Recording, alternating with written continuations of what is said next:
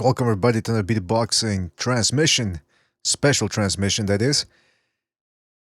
Hope everybody's doing okay out there. And let me tell you something, we're gonna have some fun tonight. Oh yeah, we're gonna keep it lighthearted. We're gonna keep it loose. And more importantly, we're gonna have a couple of laughs. And if you come out of this, I don't know, with some interesting viewpoint, something to think about, then that's all good and great. This is your host, Mr. BDA, and alongside with me, as always, my co-host, the one, the only King, Bucho. King, are you there? Yes, sir. Fantastic. What's up? Okay. Don't do that. Don't do that.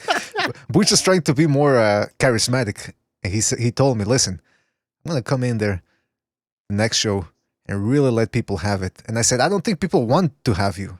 And he said, no. I'm going to really turn up the energy. And I said, if you turn up your energy, people are going to want to stab you in the eye. And if I'm correct, I think you people want to stab him. Listen, the point is this. This is a special transmission where we just scour to the internet and we look for some pieces of trash that we can find. We're going to look through the trash heap, the shit pile that is boxing scene, the boxing scene message boards.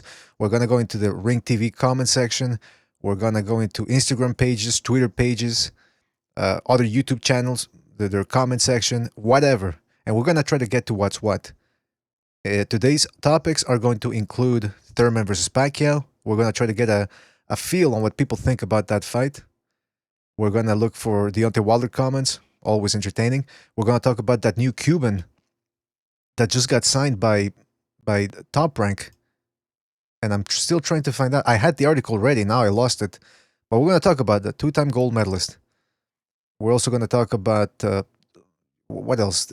Who's training Manny Pacquiao? The whole Manny Pacquiao-Thurman saga, Anthony Joshua, Charlo versus his new opponent, his next opponent, all that good stuff. So stay tuned for that. Don't forget to check us out on Spreaker and iTunes, where you can download the live episodes, or the broadcast episodes, rather. Don't forget to donate. All right, Bucho, I can hear the thing on your background. Sorry. Don't forget to check us out on Twitter. That's where Bucho tweets all the time. Funny comments. And he also retweets tweets from guys like Haymanites. Funny stuff from him. His photoshops. Shout out to Haymanites. And also don't forget to donate. If you want to keep donating to the cause against the struggle, the ultimate struggle, that is, you can do so via Patreon.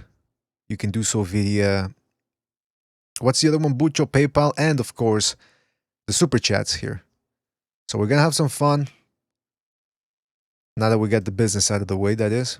I want to give a shout out to everybody that's in the chat room. Johnny Boy, Triple JJ, The Zombie, The Quags, Michael Stott, Neto, and many more to come, I'm sure. So this also is going to be a bit of a stream so that everybody that's watching the fights right now, because they're not the best fights out there. So this is just a little something to keep you entertained in between fights. Because Bucho, you know how it is, right? In between fights, I love to talk, post commentaries. Well, Pete just donated via the super chat. Shout out to Pete. And he says, I'll splash the pot for the late night scheduling. Well, thanks a lot, Pete. Much obliged. Much obliged. That is going to go into the funds and to fund the, in part, it's going to fund the calling show. And by the way, that's the other thing, right, Bucho? We're going to be taking calls? Yes, Most sir. likely?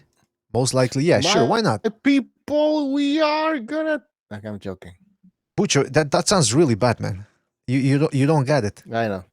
These people, you know what these people do? First it. of all, I think they get high before the show. I think that's how they pull it off. I think They so, snort- man. They got their own angel dust or something. I don't know. But that's not your style, Bucho. Your style is more like the drunkard, the swooning drunkard who's gonna sing a song and make everybody happy. Yeah, I think so, man. You're right. I You gotta know gotta be who I am, you know? Exactly. It's like when what fighter tried to rechange his style one time and then he ended up getting knocked out? It was one fighter. Who was it? Anyway, there's plenty of examples that way. And by the way, I'm a little tired right now. It's been a long day, but we decided to do a live stream to entertain you guys. Like I said, in between fights, these commentators, they love to talk. They love to show you packages, video packages that are, let's be honest, real boring. So in order to get you through those fights, put in those earbuds, crack open a beer, turn on your vaporizer, pour yourself a drink of tequila, whatever gets you through the night. Let's have a little fun. Right, Bucho? Absolutely. Now, is there anything you want to say before we delve into the deep web? No, I'm ready, man. I'm ready to dive into the wickedness that is the internet. Fantastic. Fantastic. And I pity you, as I would the village idiot. No, that's not true. Sorry, I hit the wrong button. I don't pity you, Bucho. I don't pity you. I hit the wrong button. What do you want from me? Great ass. I hit the wrong button. But you do have to My admit, God, Bucho, man, are you drunk? you have to admit, Bucho, you got a nice tight behind. Jesus Christ. I'm kidding. Jeez, I'm trying to lighten up the night. All right, listen. Let's start with what I told you, Bucho, right away. We were talking about this earlier. The news coming in. Oh, come on. What is this? Hold on a second. How come this thing's on the top? There we go. Robesi Ramirez to turn pro under top rank banner. Now, Bucho, this guy he's the guy that defeated Shakur Stevenson in the 2016 Olympics, I believe. All right. But he also captured gold in the 2012 London Summer Olympics. So he's pretty good to be able to do this. As always, making things even more difficult. He's a southpaw, and he's a fast southpaw. I watched a couple of his videos from the amateur days. He's pretty quick. You can tell why he's a good amateur, or why he was a good amateur. In and out, blazing hand speed. But therein lies a problem. The question is, how good is he going to be able to transition from amateur to professional? Because hand speed, that always helps, right? Especially he's I think 20 years old or something. Where's the...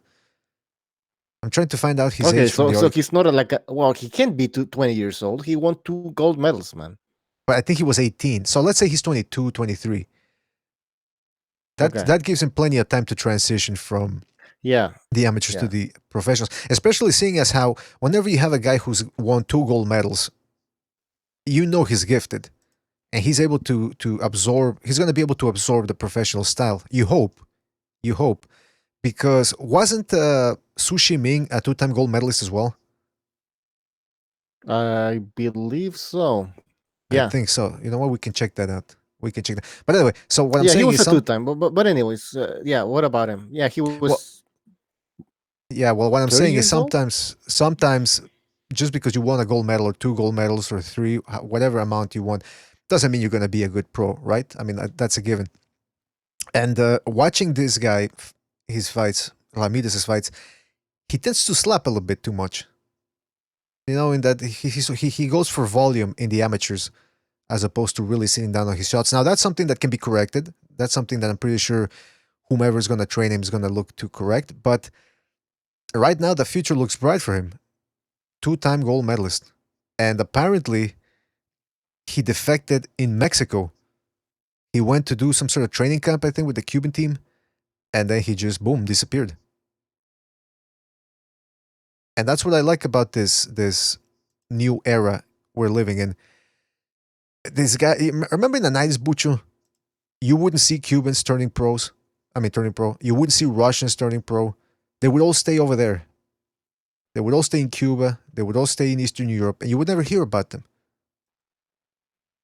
I mean, you would read the magazines, Ring magazine. They would go like, "Oh, this guy won a gold medal. This guy beat this American," and then the American goes on to be a great fighter. And you go, "Well, who's the guy that beat him in the amateurs?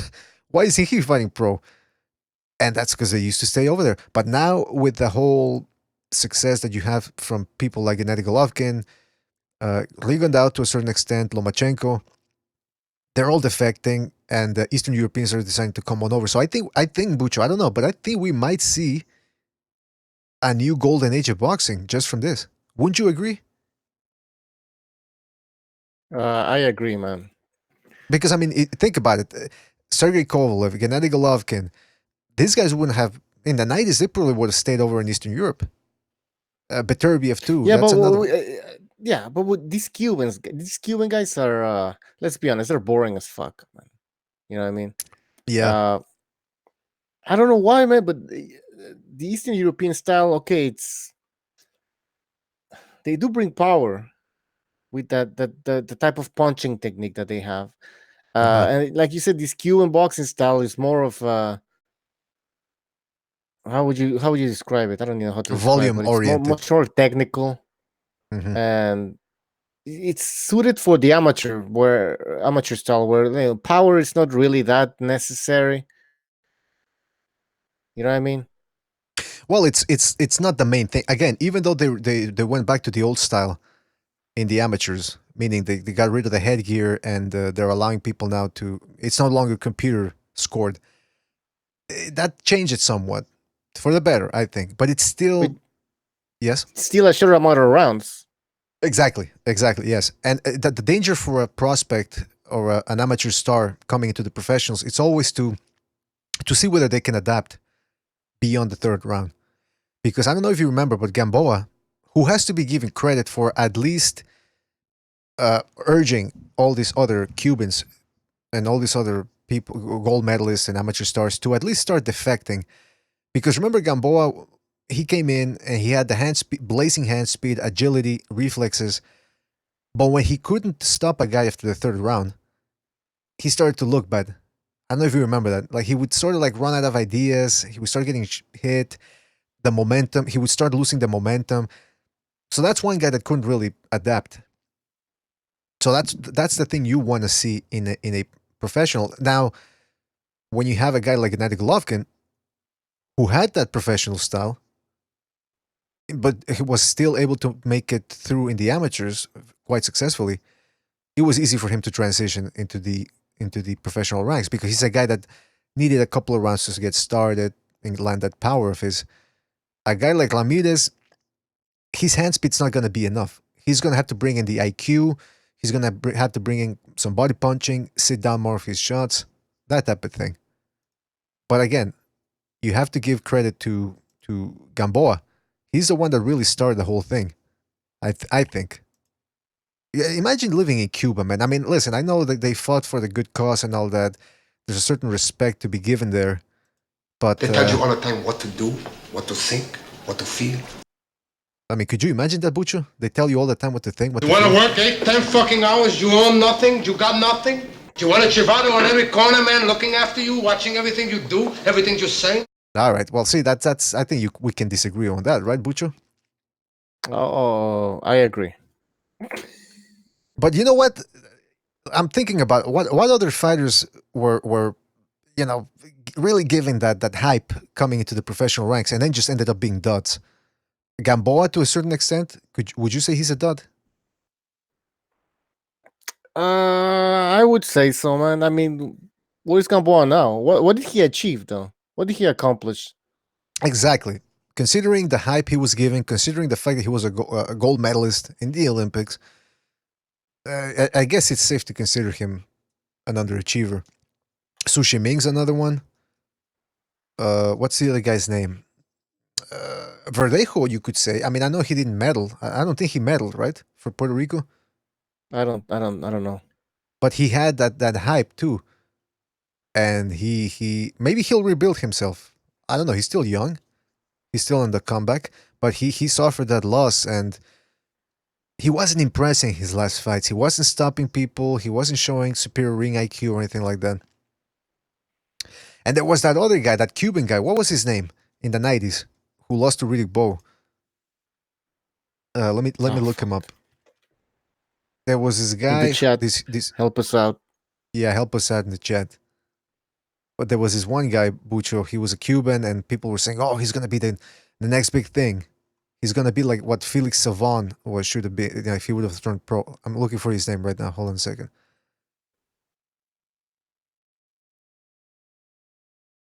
Jorge Luis Gonzalez. Jorge Luis Gonzalez. Yeah.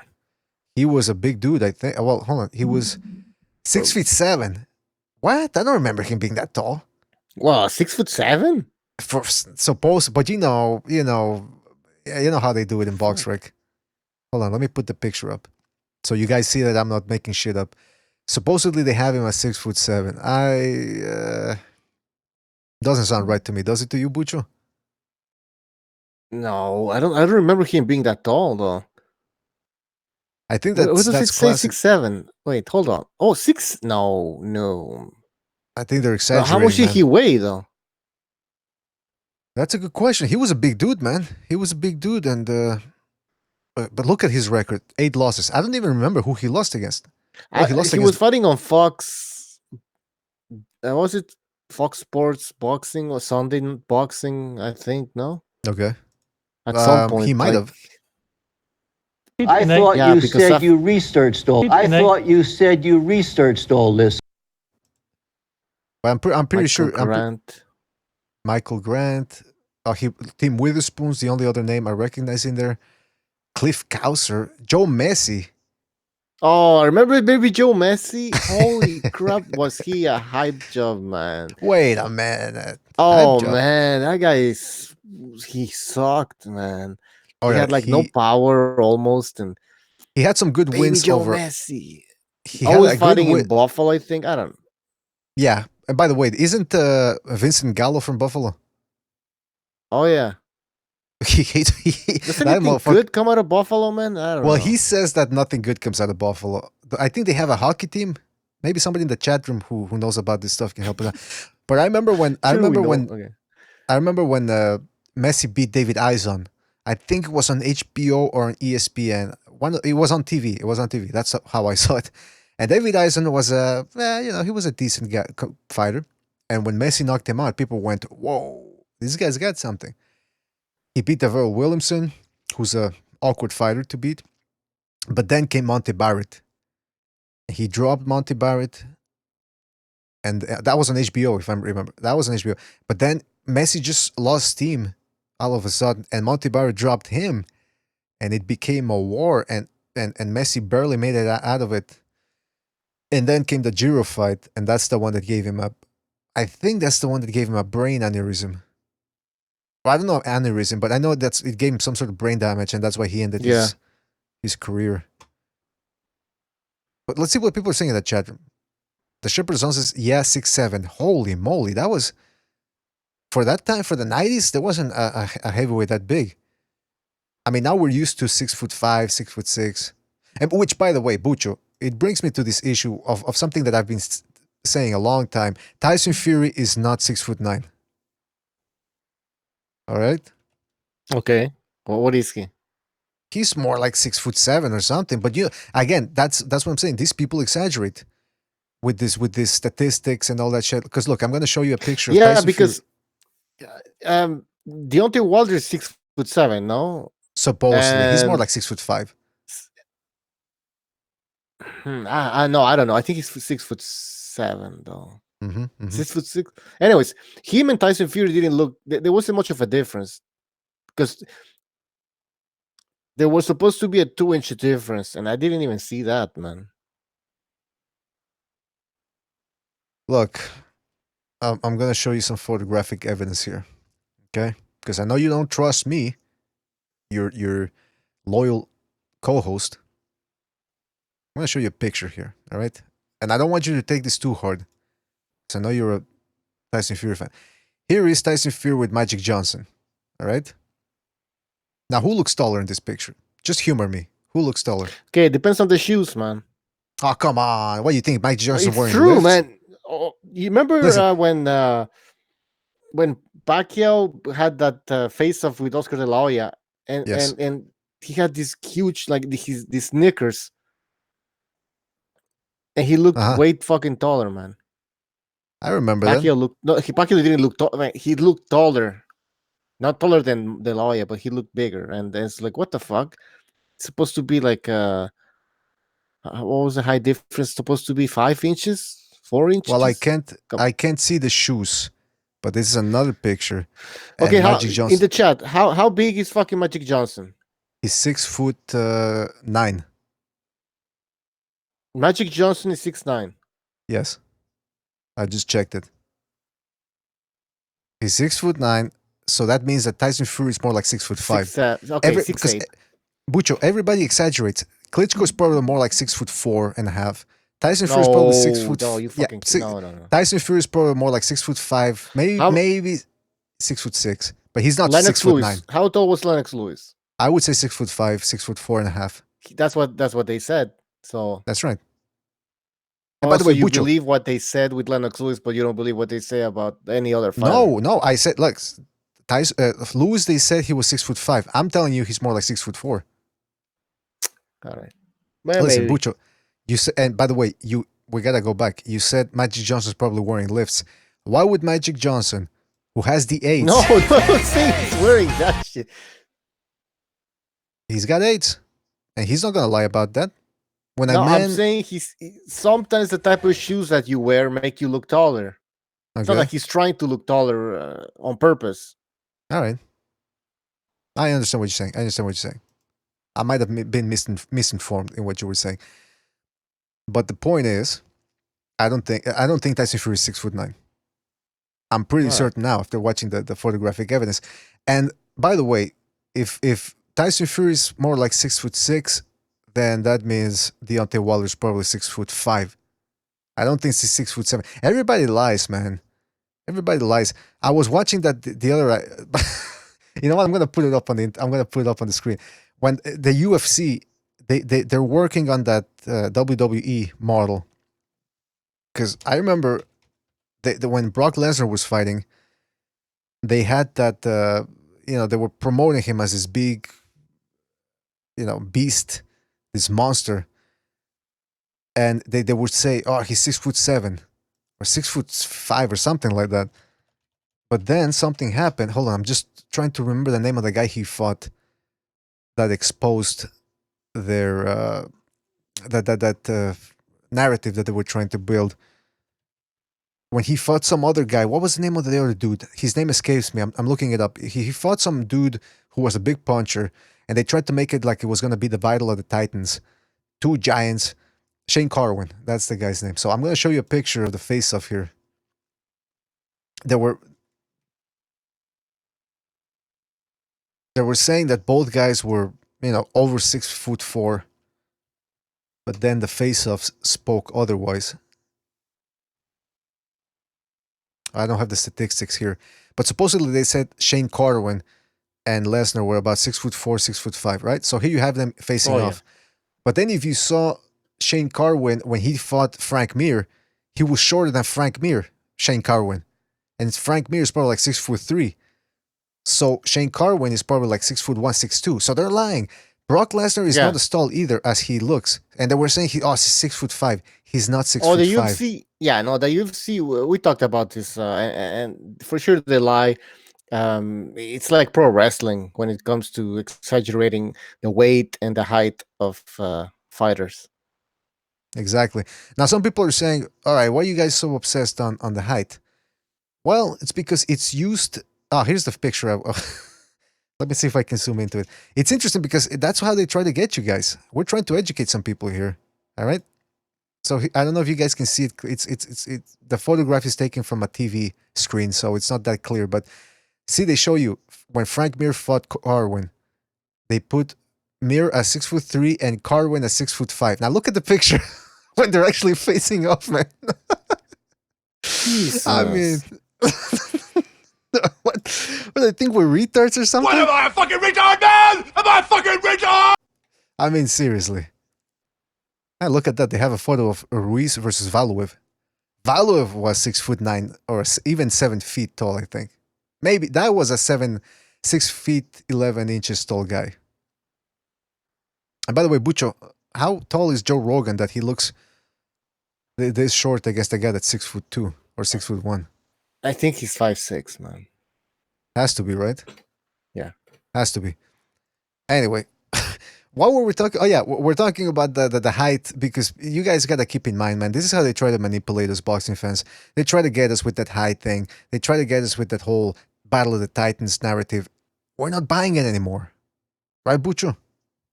Oh, we're not, man. Ain't buying that shit, man. It's a new day, my friends. And if you want to learn more about this, stick with this show. We're going to educate some people out there. All right. Bucho, taking it a bit of a lighter note here. I went to Ryan Garcia's Twitter page because Oh, there's a God. bunch of creeps. Oh yeah, Why would there's you even do that, man? for entertainment purposes for the show. I For was doing research for the show. purposes? That's Alright. right. Yeah, I understand. You gotta. This is what we do, guys. This is what we do for you guys. We sacrifice in order That's to right. create a great show. What a fag. You didn't know he was Alright. gay. He's a fag. All right. That's not. I don't know who's playing those sound effects. Listen, I went to Ryan Garcia's page, and we're gonna go. If you guys don't want to watch Ryan Garcia's Twitter page, you can tune out. All right. But we're going there, so prepare yourselves. Oh boy. All right. I hope that doesn't get us flagged. All right. Let's go to the comment section because every time I go to his comment section, there's a bunch of old homosexuals trying to get Ryan Garcia's information. How many, Bucho? There's such a thing as sugar daddies, right? And sugar, what do they call them? Yeah. Sugar daddies and the sugar girls or whatever. Yeah, they leech off the old guys. You don't think that shit goes on for gays? Oh yeah, for sure. It has to. All right. Of course. So this guy goes, damn, this look. Okay, it's not all just old homosexuals. It's also teenagers who are obsessed with Ryan Garcia. And this guy goes, damn, this little girl's so thirsty out there. Thank God I don't have no daughter. All right, Butcher, here's the other thing. Can you explain to me what's this new trend of speaking incorrectly with incorrect grammar? Oh, Let's just call it like it is. Street talk. Well, it's just cultural decline. Society's becoming. Is there a verb for ghetto? Ghetto-sized? Society's ghetto-sizing itself. Can I say that? You can say that. Sure, why not? Yeah, it's cool to be like that. So of course, that's what you're gonna start seeing. People that can't properly fucking type. That's right, cocksucker. All right. So here's I'm gonna try to find out. Okay, see, Angelica, call me. Angelina says FaceTime. Oh, and then you have this guy says, "Call me, bro." He says, What? There's a guy who says, "Call me, bro." There's like it's like he's gonna start calling. Oh my god, man. It's three girls telling him, "Call me," and then all of a sudden, one guy goes, "Call me." Faggot! Oh shit! What the fuck? Oh man. All these girls. I think it's a meme. Call me. Call. Yeah, it's gotta be. I don't think they're serious. Arleth says, "Just came through to say hello." This guy. Look at this guy. What did I hear? Somebody says "fuck me" or something. Yeah, but this guy this guy puts smiley faces with hearts, and it's a dude. All right, let's go. Let's go. Go up. All right, hold on. I wanted to go to this dude's page. Yeah. Oh yeah, just fuck. Thank goodness we're not doing this on a Sunday, because that would be sacrilege. All right, who's this guy that wants? Ah, jeez, did you see that? I don't want to put it back up, man. I don't want to put the picture back up, but his avatar is he's shirtless, and you can see his cum sore. I mean, his cum gutter. You could see his cum gutter. Do you know what a cum gutter is?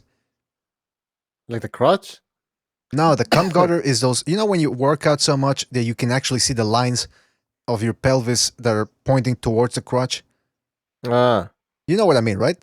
Yeah. You probably got him because you work out so much. Oh yeah, of course. Yeah, but that guy, that means the photograph is so low. You only a couple of inches more, and you're gonna see his crotch. That's what that motherfucker is showing. What do you think he's trying to tell people? Is this guy good for boxing? And I'm asking everybody here in the chat as well. Is Ryan Garcia good for boxing? I don't know, man. Let's see what the people have to say. Because see, that's the thing. We're looking at what people say on Twitter and the message boards, but we also want to go to our own community, a community that is righteous, a community that is pure. Learned community. By the way, didn't a guy tell you that in the video you did? Oh yeah. What's he say? I'm gonna learn you. I'm gonna learn you. What? I'm gonna learn you. I'm like, oh my god. I think I know where he's coming from. Yeah, you should have told him. Well, you did tell him. You let him have it. But listen, coming from Princeton University, man. Okay, come on. Hold on a sec. We're not gonna. We're not gonna academic shame anybody.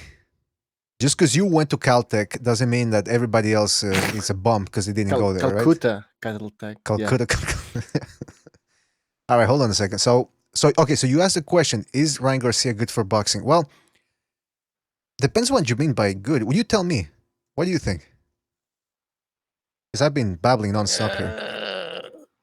Well, Oscar De La Hoya always says that, like, oh, Ryan Garcia is just like me back in the days where, he had all that contingency of women boxing fans. Mm-hmm. Was that good for boxing? I don't know, man. How many women are gonna buy a pay-per-view? I don't know. I don't. All right, listen. I'll tell you my opinion then. Yeah, go ahead. Cause I don't know. There's two sides to this coin. I think you would agree. On the one side, it's good to have a lot of publicity for a certain fighter because the reasoning would be that once they become a big fighter, he creates big fights, i.e., big events. And you, as boxing fans, we love it when it's a big event. We get into that hype, the weigh-in, the previews, everything. So that's good in that sense. On the other hand, boxing can sometimes it's like that family member that shows up drunk at the Christmas party. They're gonna make you look bad. And that's what boxing does sometimes with the corrupt decisions, or to be more generous, the incompetent or incompetence showed by certain judges, officials, referees, whatever.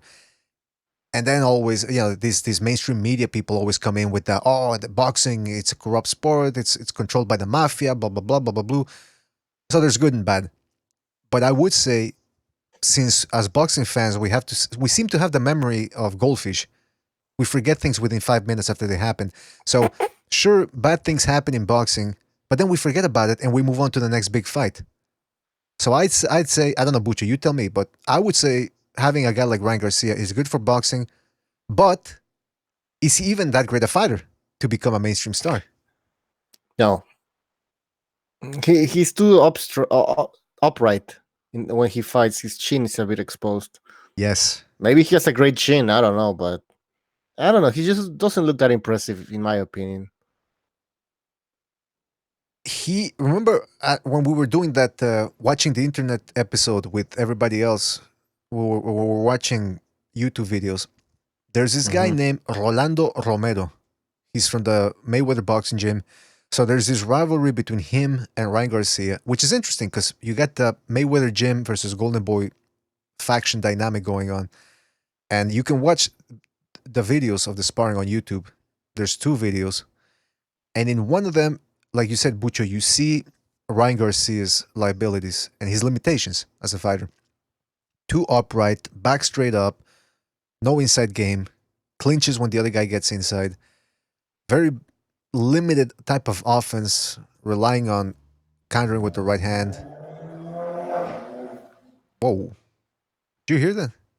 That was a fart. Okay, come on.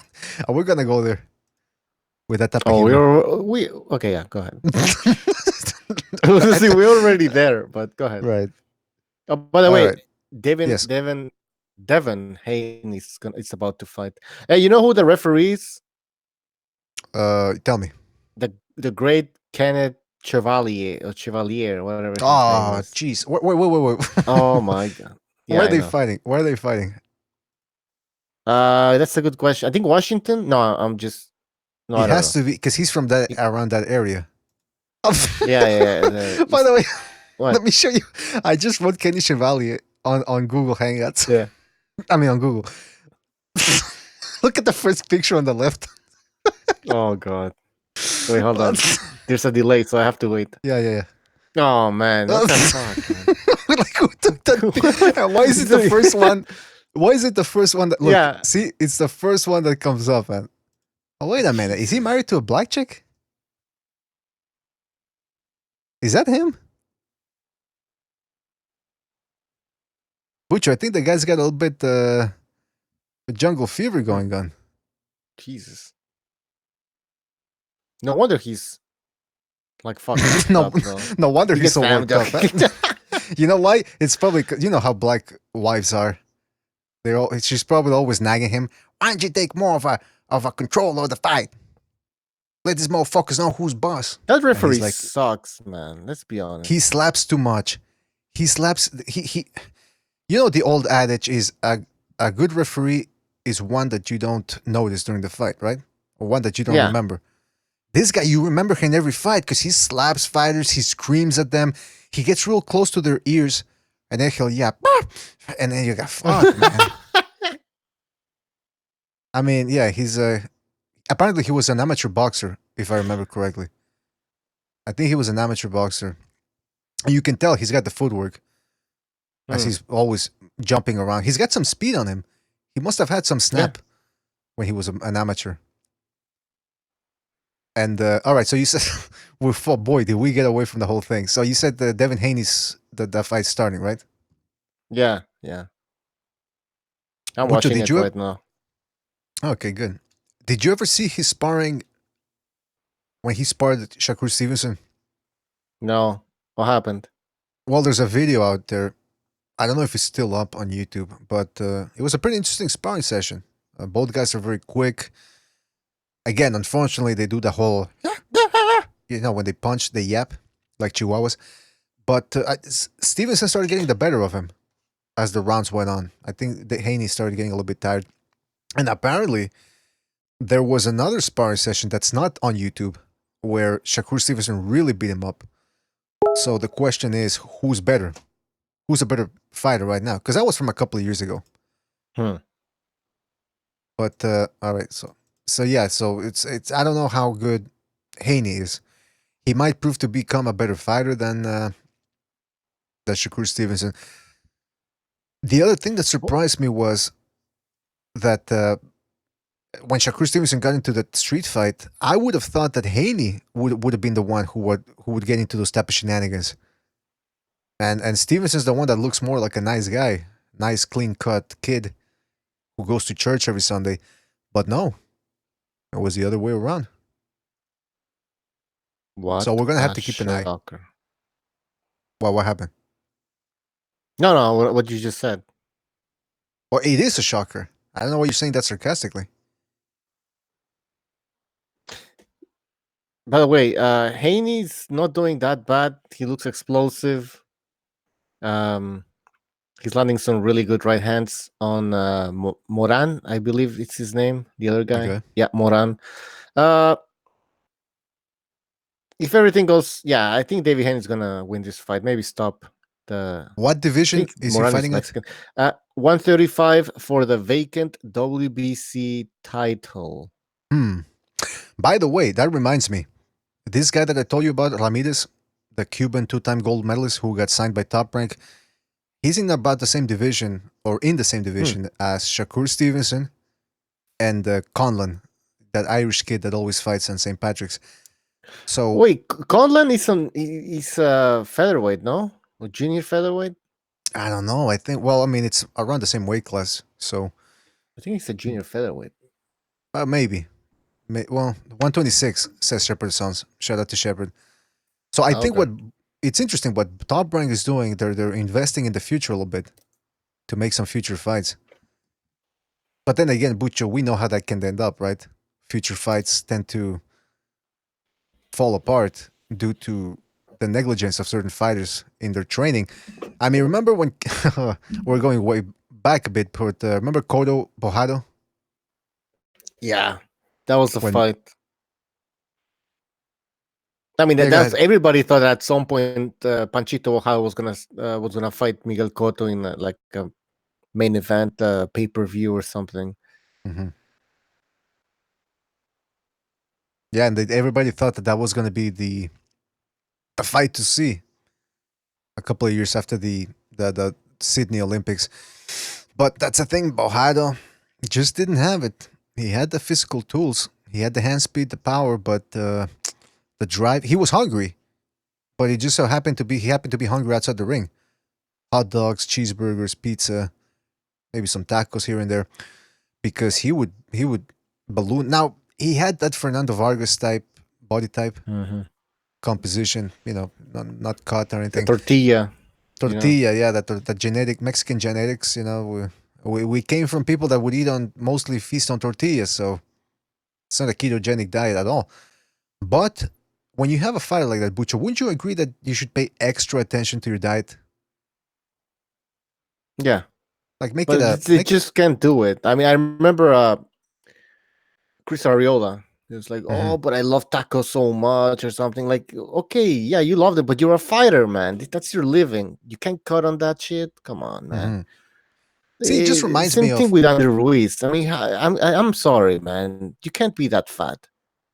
You cannot be that fat and be a professional boxer. Oh, but Andy Ruiz has a great engine. Like I read somewhere. Remember, I told you yesterday. Oh, you weren't there, but that's what I mentioned yesterday. I was reading these articles and like, oh, uh, he has a great engine. What the fuck does that mean? He's fat. If you're fat, it's because you're eating a lot, man. yeah. By the There's way, no other way boxing. around. Yeah, exactly. You're fat. You're fat. It's like those fat people who were giving speeches on TED Talk and saying like, "Oh, I'm fat, but that doesn't mean I'm out of shape." Can you believe that shit? I am fat, but that doesn't mean I am not out of shape. The doctor's gonna tell you that you need to lose weight because you're fat. And it's gonna give you problems. Yeah, and they go like, well, that doesn't mean I'm. This fat woman was like, she was fat. Like I'm talking really fat. I swim 2 kilometers a day. And I mean, seriously, she was saying this shit, man. That Because you she swam. are a disgusting fat body. Yeah, bullshit, man. By the way, Boxing Mhm. Spectrum says, which is Gonzalo. He says Yeah, that David Haney isn't that good. yeah. He says I he don't will know what you lose. guys think. He says he will lose when he gets put in with a top boxer puncher. Yonder Baton says, Probably. "Can I call in?" You know what, Bucho? Let's open the phone lines. Can we do that? Because I don't think we're gonna be here over 2 hours. So let's just open them now. All right. Fantastic. So yeah, you can call in, and we'll take any type of call. Listen, say whatever the fuck you want. I don't give a fuck. You know what? Next time you say something, if anybody wants to say something controversial, keep going. Let's see what you get. All right. So All we're gonna right. open up the phone lines. It's gonna start in 3 minutes. Okay, let me just go in there myself, so that I can take the phone calls. So yeah, we're gonna So, be taking some. anyways, what do you guys think? If you in the chat, if you're watching Devon, it's Devon or Devon? I don't know. Haney fight. Yeah. Yeah. Is What that do a you guys girl? think about him? Is that a girl's name, by the way? No, it's Devon or Devon. I don't know. Devon. That's I'm not. Let's just call him Mr. Haney. I'm not a native English speaker, so I don't know if it's Devin or Devon. Which one is the female? Which one's the male?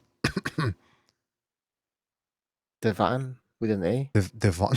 Devon. Nah, Yeah, let's that's a just classic. make it so. By the way, my when I was talking about fat people, I saw some people drop out of the live stream. I mean, You really keep seriously? an eye on this, don't you? You keep an eye on the Oh, I'm keeping statistics an eye and on everything. everything.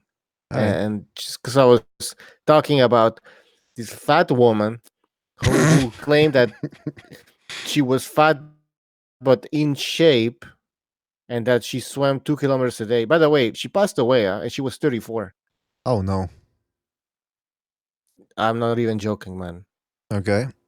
So Andy Ruiz, I'm sorry, you cannot be that fat, man.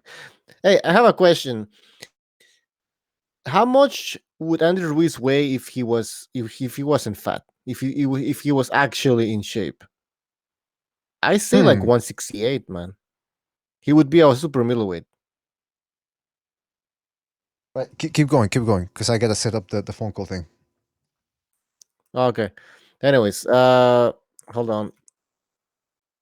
The Shepherd song says that Bucho can see everything except hockey pucks. That is correct. I see all. I'm like the three-eyed raven. I see Oh, come on. everything except the hockey puck. Michael Stott says his genetics won't let him.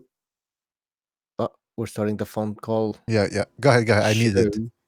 Yeah. Anyways, Michael Stott saying that his genetics won't let him lose weight, the weight or something. Yeah, I don't know if it's genetics, man. I think it's I think he's just fat, man. But Like it's a good point. he eats a lot. That's pretty. Your show will go live in Remember 5 that fighter seconds. also from the 4, UFC, that fat guy? What's his 3, name? 2, With the long hair and the 1. beard. Cabbage. No, not Cabbage. Stop After Boxing Cabbage. Radio. Oh, by the way, sorry, After Bucho. cabbage. We're on Oh live. yeah. The hillbilly. We are live on Blog Talk right now. We're just doing a special surfing the internet stream. This is King. I mean, this is King Bucho. This is Mr. BDA, your host, along with the co-host King Bucho. King, say hello. No. All right, King Bucho doesn't want to say I hello. refuse to say hello. No, hello. Welcome Yes, to so- BDA Boxing, The boxing where the debate arena. magic That's right. happens. All right, so yeah, people. So yeah, Hey. we're just surfing the internet. So while we're watching the David Haney Austin Trout fight. By the way, people in the chat room are saying Austin Trout's getting his ass kicked. Why are you So watching that's the a- Austin Trout fight? Seriously, I'm sorry, but But Bucho, it's slim pickings tonight. Anyway, listen, people, if you want to call in, let me put the number right up there. You can call in. I'll put the number up, and just call in. Tell us what your opinion on the fights that are going on now, on this new Cuban prospect, 2-time gold medalist. That has been signed by Top Rank. I want to talk about we're just scratching the surface, people. We want to talk about Keith Thurman and Manny Pacquiao. We're gonna look through the internet to see what people have to say about that fight. Just a whole bunch of things. Deontay Wilder says he doesn't regret wanting to kill Dominic Brazil. Eddie Hearn says Andy Ruiz is a real threat to Anthony Joshua. So a lot of things going on. A lot of things. Now, I'm just trying to get rid of the fucking... yeah, can see that Well, I- fucking phone number. Yeah, I know. Hold on a second. All right, there we go. There's a phone number, guys. Call in. Don't be shy. Give it to us. If you don't like us, tell us you don't like us. And if you love us, tell us where we can meet you so you can give us a couple of bucks. Maybe let us fuck your wife. Yeah. Write us some comments like those comments that people write on Ryan Garcia's Instagram. That's right. Okay, now wait. No, Sometimes you don't sound like you're kidding. You know, there's a lot of people around. Yeah, what did you say? Show us some love. Oh fuck! You know what, Butch? You said show some love, and I was gonna play. I was gonna play some sounds, but then I said, you know what? No. He's laughing his sick fucking ass off. All right. So where were we here? We're talking about David Haney. He's good for boxing. No, fuck, I forget. Oh, you know what? Whenever things go wrong and we lose our train of thought, we go to the chat room. So the Fox Strike, shout out to the Fox Strike, says if Trout's getting beat, he's more shot than I thought. The Quack says Trout is, oh boy, not gonna use that word. We don't use the S word here. You know that. Gangsters says Golovkin equals 24 rounds. Wow, what? Are we talking about Golovkin gangsters? Get your act together, man. Get your act together or get your ass out of here, man. Come on. Yeah, he's Grievous almost says- calling. I think Yeah, Omar someone's wants to call, but he never calls. I hope this call is actually Omar. Is that Omar who recognize is a stoolie? You That want is me correct. to recognize because Sosa said so? All right, 718, you're on the air. Yo, what's up, guys? How's it going? This is Ray. I'm also Oh. in game on the chat. How's it going? You're who on the chat? Endgame? Endgame. All right, Endgame. Fantastic. anyway. Thank you for calling in. What do you want to talk about? What's up, guys? So, yeah, I was about to just mention that Ryan Garcia is probably, in my opinion, the first social media boxer. Like, it doesn't really matter if he's good or not, but a lot of people follow him. And, you know, as you saw before, a lot of gay dudes also follow him, too. Well, that's the thing there, Endgame. You tell us, man. Because we were talking about both sides of the coin, the positives and the negatives of having a mainstream star. But in order to become mainstream, let's face it, you do have to have the skills to stay on top. Manny Pacquiao, De La Hoya, Mayweather, they had that. So far, in your opinion, can Ryan Garcia get there? Does he have potential? Yeah, I think he has the potential. He's just been, so far he's fought some bum on was it DAZN recently, and he needs to get there, fight the best competition. But just being on a social media presence doesn't really help you. If you guys seen that video where he he punches Logan Paul with his body protector, that thing looks staged as fuck, but it looked good, but I don't know if he has the skill. Maybe I'll have to see him, have to prove in the ring first. Social media side, Right. Well, can I ask you how old you are?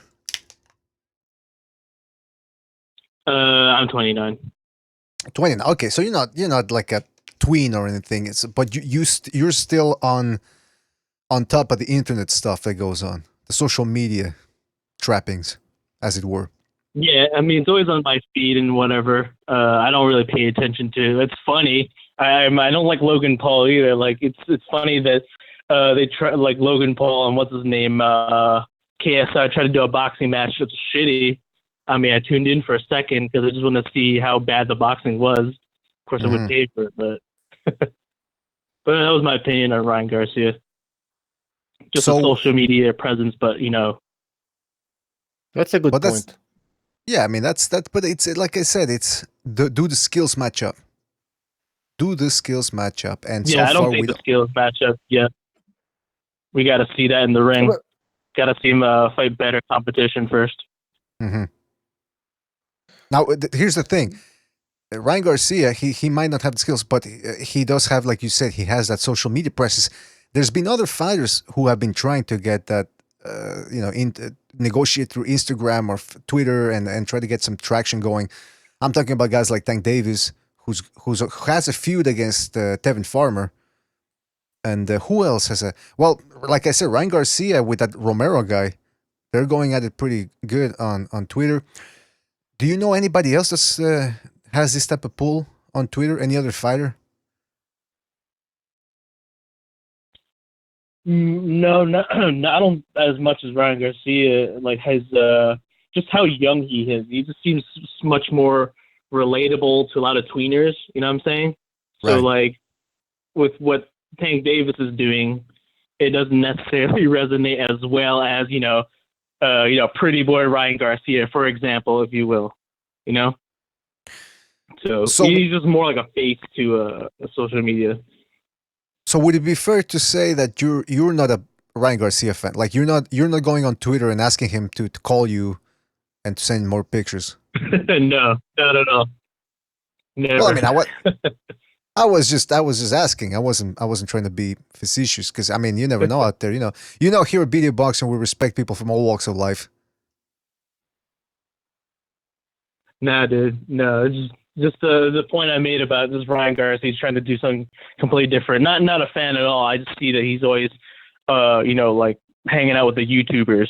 So, how many followers does he have on Instagram? Because that's the thing. I know very little about this thing for a guy that co-hosts a podcast. What's more important, Instagram or Twitter? Let me check it out. How many followers he has? Instagram. Really? Oh yeah. Yeah, because he posts yeah. You can post pictures and everything, and that's more it's visual, right? So it makes more of an impact. And Ryan Garcia knows what he's doing. He's putting all these pictures like he's shirtless and trying to attract girls and homosexuals. He knows what he's doing, man. All right, Ryan Garcia has 2.7 million followers on Instagram alone. And okay, is that Ryan Garcia with the cut?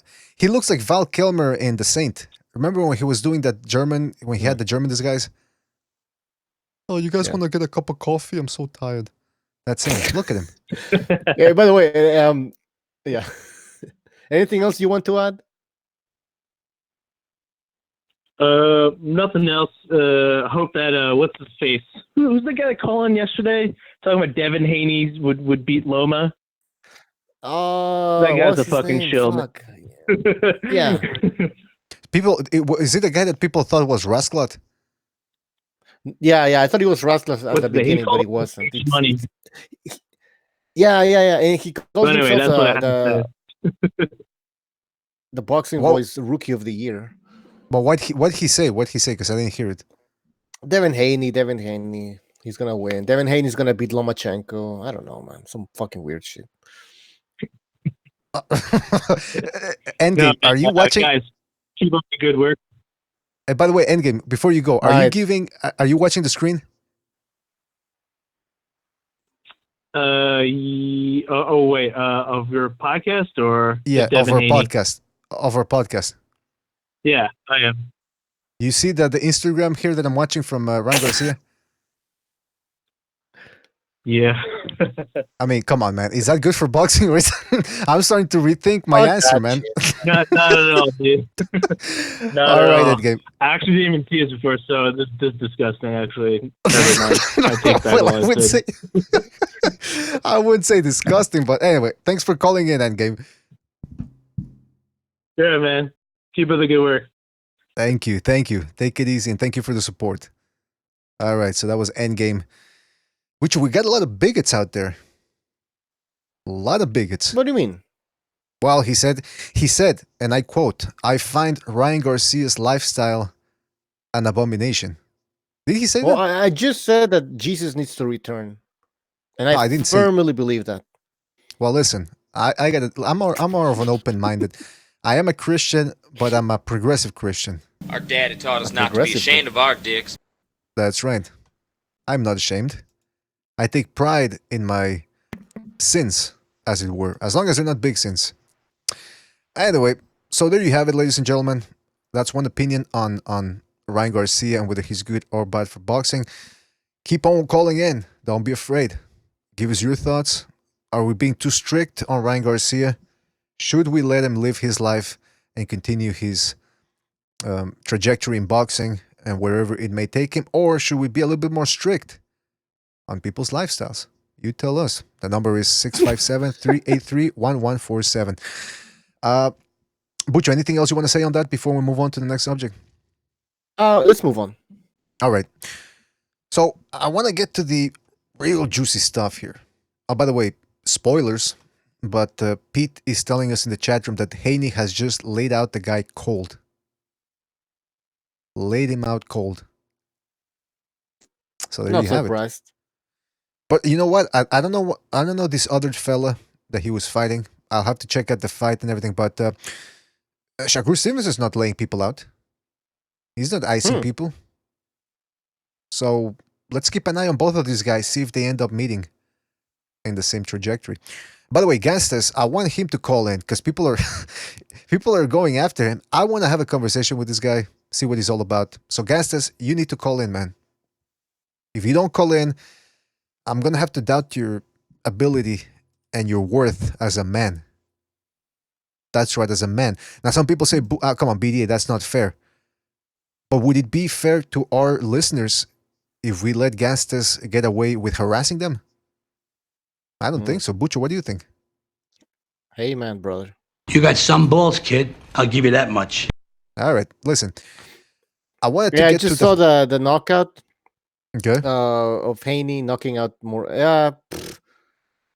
From the beginning, I told you he's gonna get stopped, and he was getting tagged from the beginning, and then then he threw like an over right hand sort of, and what's the other guy's name? Morana, whatever. He had his back on the ropes.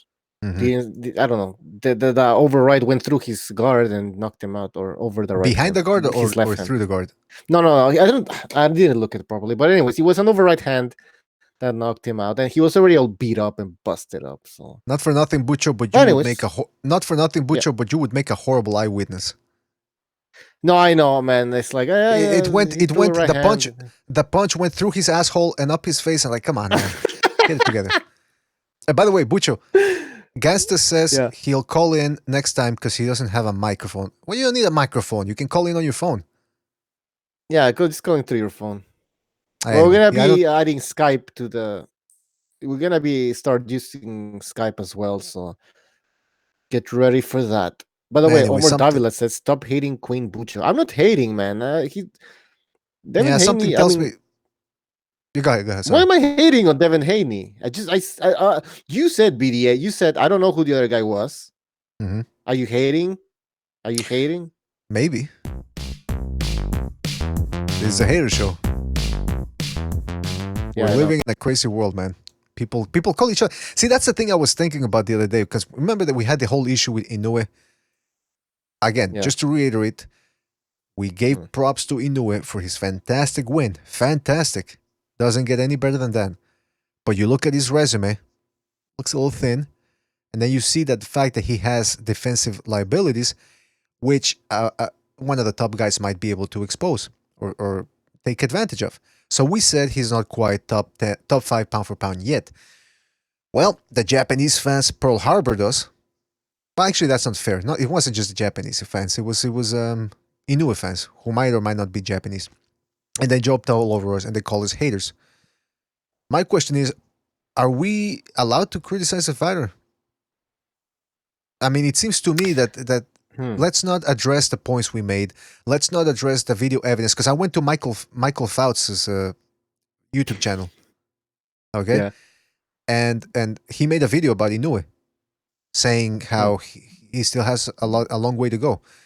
And people in his comment section were like, "Oh, you're a hater, you're a hater." And I wrote a comment saying, Are you serious? Yes, and I wrote a comment saying, "This guy just showed you video evidence of his defensive liabilities, and all you can say is that he's a hater." I think that's deplorable, disgusting, abhorrent, and I'm out of synonyms. But you know what I'm saying, right, Bucho?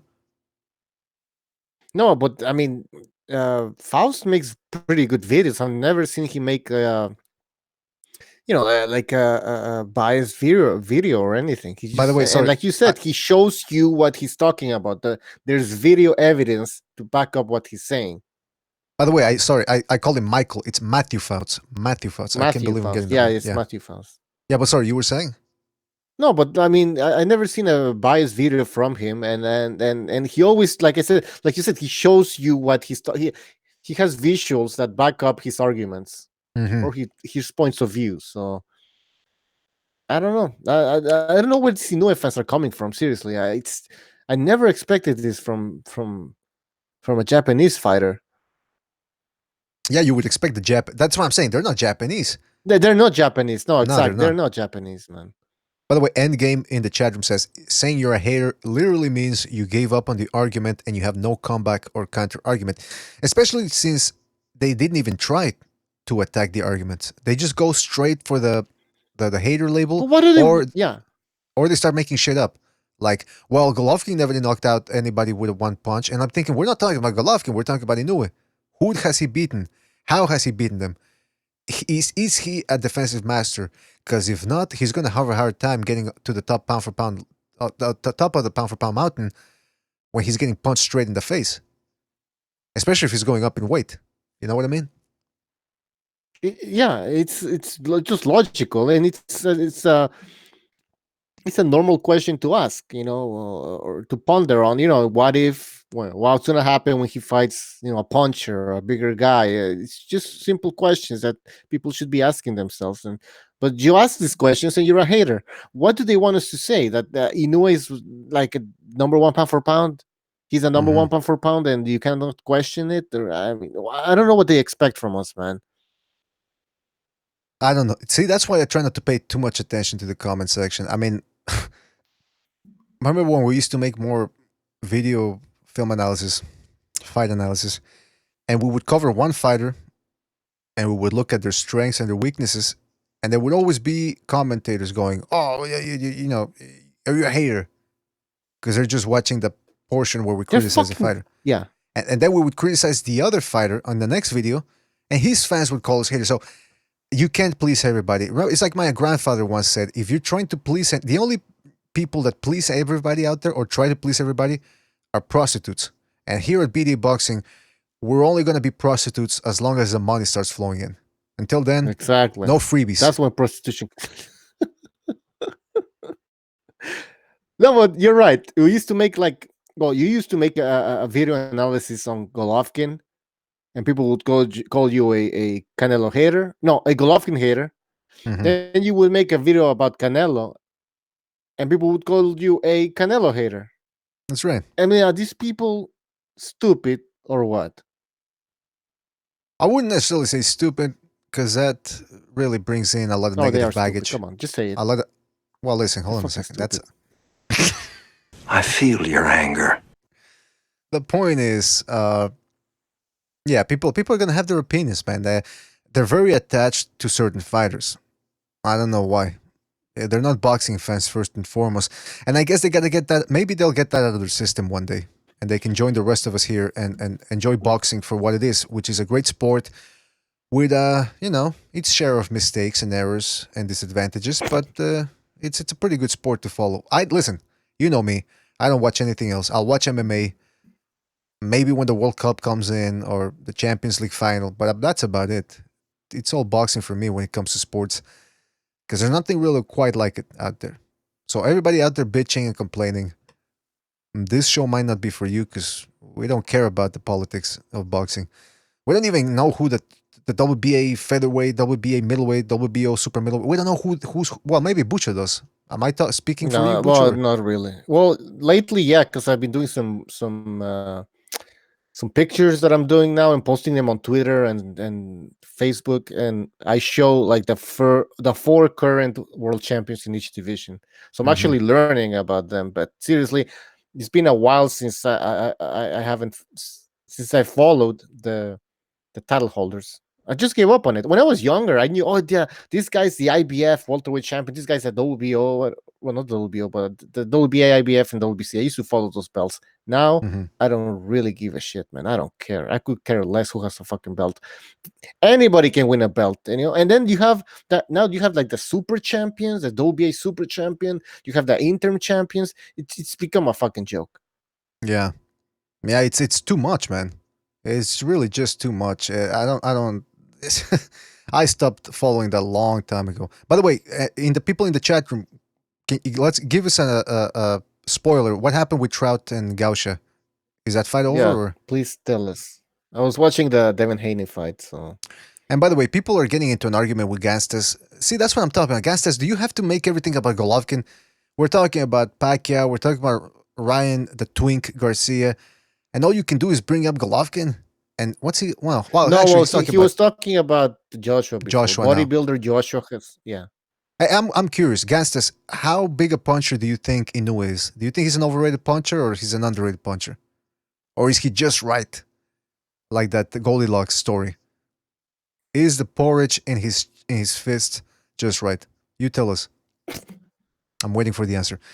Bucho, while he comes up with the answer, if he can, I want to talk about Roach, Freddie Roach, trainer extraordinaire, who is back in the picture with Manny Pacquiao. And he says, I'm still the boss.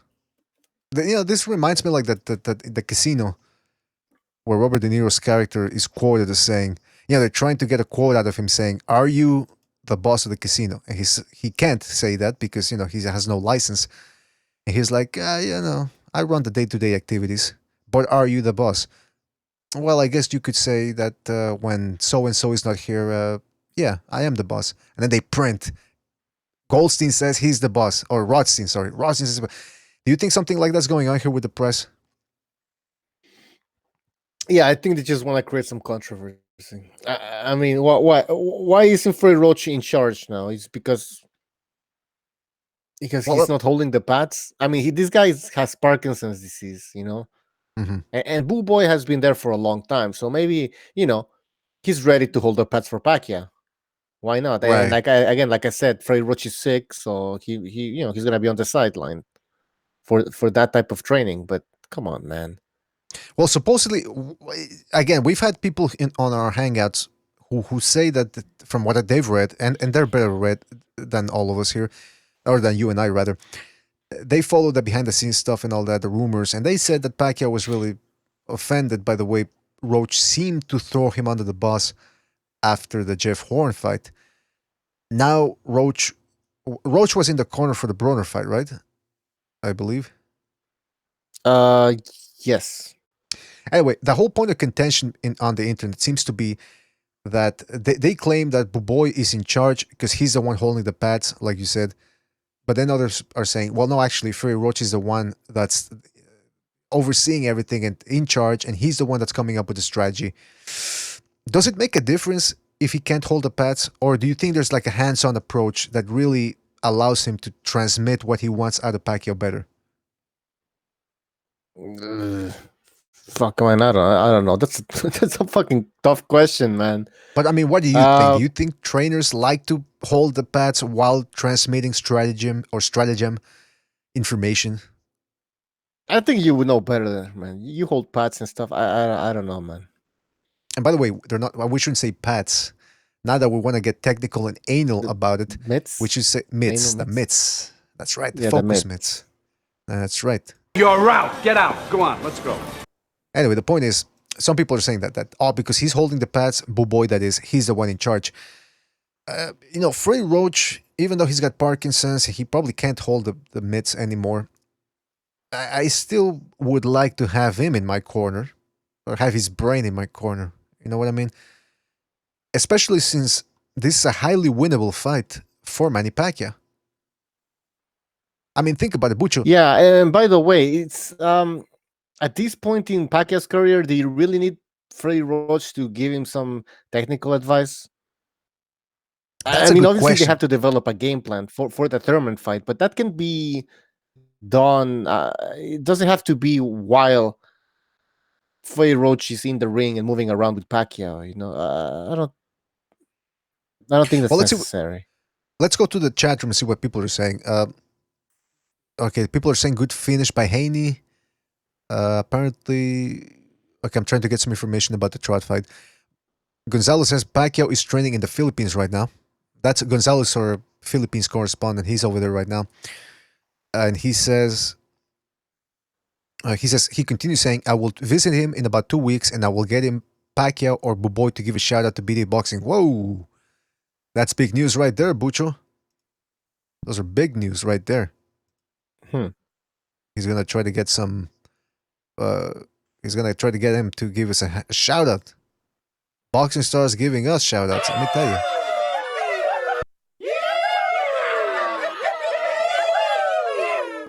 That sounds like... I don't know, when I hear that, I imagine it's like a bunch of white guys. Yeah, a bunch of white guys on a truck chasing a chasing a non-white fella through the woods. Anyway, all right. So thanks, Gonzalo. If you can do that, that would be fantastic.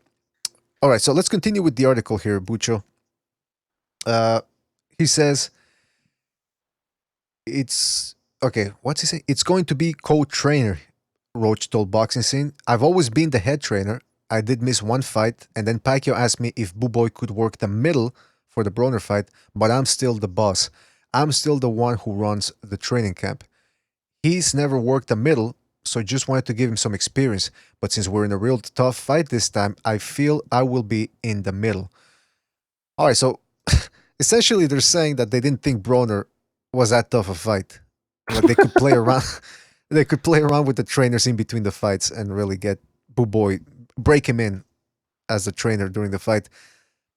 But what do you think, Bucho? Is this good for them to be? I mean, if he has to say that he's the boss, does that mean he's really the boss, or are we just looking too much into this whole shit? We're looking too much into it, man. Seriously.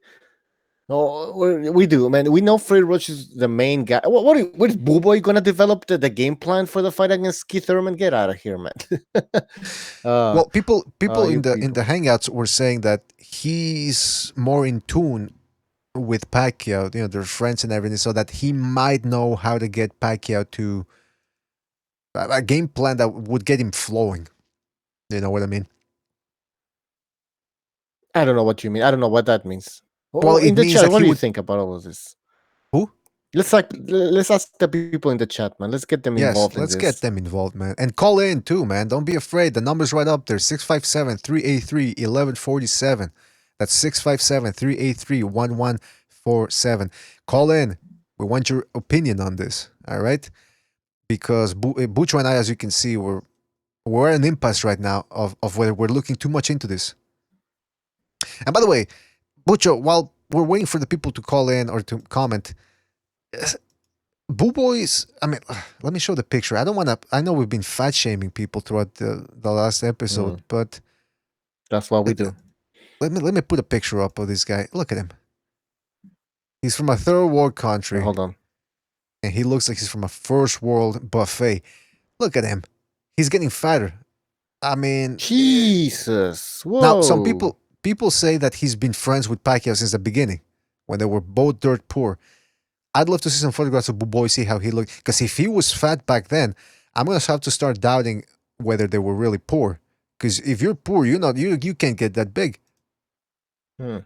Unless in the Philippines over there they're eating, maybe they were eating stray dogs or something. I don't know. But what do you think?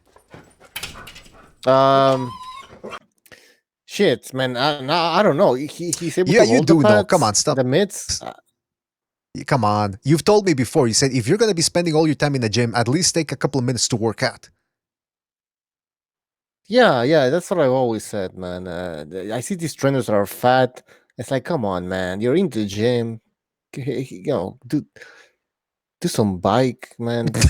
Keep the pad. I don't know, man. Like, But people in the chat room are saying, Pete goes, "God damn it, Buboy." Pop Tart Gun says, "Buboy eats too much rice." Yeah, too much rice and something else, man, like a whole cow in there. Omar Davila says, "Buboy looks like Johnny Girl." I don't know who Johnny Girl is. Triple JJ says he ate half the Philippine population. Diego G-Book says, Bandidos says that Buboy is vice mayor now. Is that even true? vice mayor of the McDonald's or what? No, I mean, look at him. probably. I mean, listen, I don't want to harp on too much on that, but I don't know if it's a good look when you have your head trainer looking that big.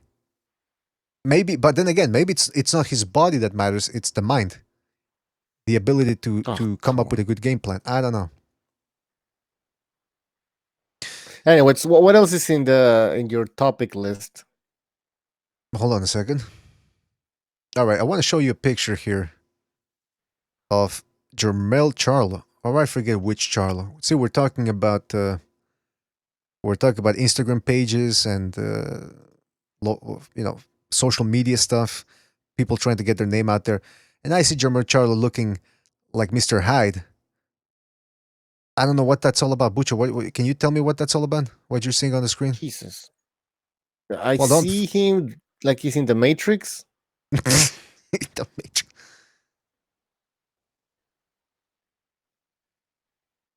I mean, I Are listen. you I gonna don't read the understand. comments? In the chat room or in the Instagram? No, Instagram. Okay, here's what he said. A hawk is often a messenger from angels, devas, and the divine. He signals a time in your life when you need to focus on what's ahead and prepare for a leadership role. That might go over some of y'all heads, but lies only promotion forever. What? I mean, what the fuck? Okay, first of all, I hate it. I hate it when somebody tries to be pretentious. I just hate it.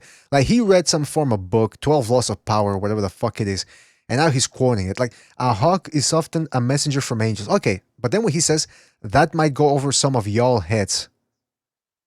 As if to say, hey, listen, you guys are a bunch of dummies, but because I read 2 lines of a book, of a self-help book, now all of a sudden, I'm here to educate you. What the fuck is wrong with this guy? Am I kidding me or what? And what the fuck is up with the way he dresses, too? You like to dress up like a woman? Listen, even Chris Eubank didn't show up like that. Well, he That's took the just too red much. pill for sure. More like He's the woke, pink man. pill. He's woke. He took the pink pill, if you ask me. Listen, we're not here to denigrate a fighter's style. Yeah, you can dress. By the way, I'd love to know where the hell he was dressed like that. But when he's talking down to his McDonald's. followers, yeah, look at the people. Look at the people in the comment section are going, fire, elegant as fuck, out here, my boy. And that's it. He doesn't really have that many comments. How many followers does he have? He's got about not as many as Ryan Garcia. Well, if he starts taking his shirt off and walking around Chelsea, New York with a pair of Daisy Dukes, he might start getting a little bit more traction. I don't know. Maybe that's just me. RR1000 in the chat room says he's looking like an Illuminati Wilder. Oh boy. That's not good. The Quack says, the one-eyed raven. Diego Bandido says, you just ain't woke. First of all, I'm about ready to ban the word woke, just like I did with the word slick. Can't stand that word woke. It's gonna go out, hopefully. Or it's like when people were saying, what was the other word a couple of years ago? That guy is. Oh, there was another word that I hated. Thank God I forgot it. Shepherd Song says he got the audiobook. Yeah, he got the audiobook. And people are still debating against Gastus. All right, you know what? I'm starting to get tired of this shit. Do we just ban Gastus? Because I'm starting to have it with No, people who leave just. him, leave him. All right, No, because I'm starting to get let him fight. Let him fight. That's he sound like Wesley Snipes. You sound like Wesley Snipes on that. All right, yeah, let him fight. Fine. If you want to go at him, go at him. And if you just want to ignore him, do what you got to do. All right, so that was Jermel Charlo Bucho belittling and berating his Instagram followers because they're not woke. They just ain't that woke. That was a big news. Him wearing that weird ass jacket and Bucho, that was just an from the aside. movie The Matrix. That was just an aside. We got a long way to go, baby. Long way to go. By the way, don't forget to call in. Give us your opinion on Wilder, Thurman, Pacquiao, Ryan Garcia, the fights that just took place here, Devin Haney, Austin Trout, Errol Gasha, everything. Just call in. And don't forget to check us out on Twitter. Check out the episodes on iTunes and on Spreaker. And don't forget to keep on donating for the cause against the big struggle. The struggle that is coming. The struggle is real, people. And that's right, and it's coming. The struggle is real. So Super Chat, PayPal, Patreon, you know what to do. I don't got to tell you. All right, so the other thing is, Bucho, sticking with this Thurman Pacquiao subject, Michael Rosenthal, boxing SJW extraordinaire. He's the resident SJW writer. He says, he wrote an article saying, let me just put it up here for everybody to see, is Pacquiao destined to suffer the fate of Ali, Leonard, and others? He goes on to say, it's easy to understand why. Fighters believe that they can fight when sometimes they can't, at least not the way they used to. So in other words, he's saying that these guys, they keep on going too long. The downside is a result of fighting even one time too many and can lead to a disturbing beating. From Ali, Leonard, to De La Hoya, to Hopkins, the examples are many. Which brings us to 40-year-old Manny Pacquiao.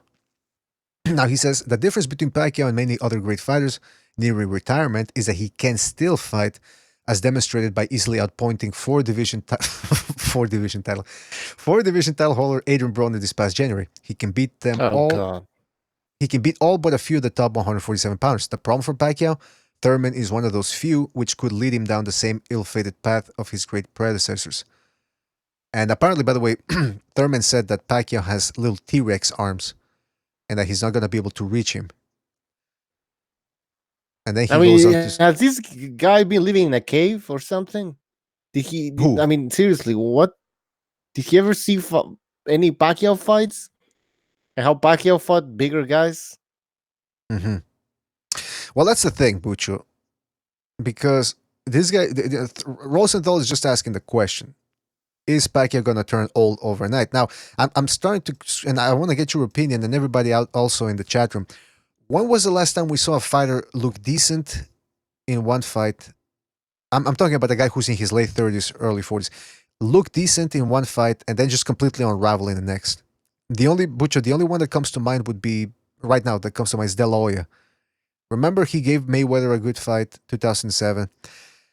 Then he only fought 1 year later, I guess, Stevie Forbes. Remember that? I think that was in July or May or something. And he won the fight. He was in control. But in hindsight, the smaller, less hard, the light-hitting Stevie Forbes was able to give him a tough fight. He went 12 rounds, even though he was smaller. And he was able to fracture De La Hoya's forehead. And you could tell that De La Hoya looked a little bit, disappointed after the fight. And then he went in there against Pacquiao, and he just got demolished. So, Bucho, what do you think? Do you think it's possible Pacquiao at 40 years old can just look old overnight? It's possible, but you're right. I mean, they keep saying, oh, they can look old overnight, but I don't think it has to be with necessarily to do with age, but other factors. Um, Pacquiao seems to be in shape. He doesn't seem to be. He's not one of those fighters that balloons up in weight. I can't see him just deteriorating in one fight just because what of a few months passed. You know what I mean, from the Brawler to this fight, it's gonna be like what, less than a year, and all of a sudden he's gonna get old. I don't think that's gonna happen.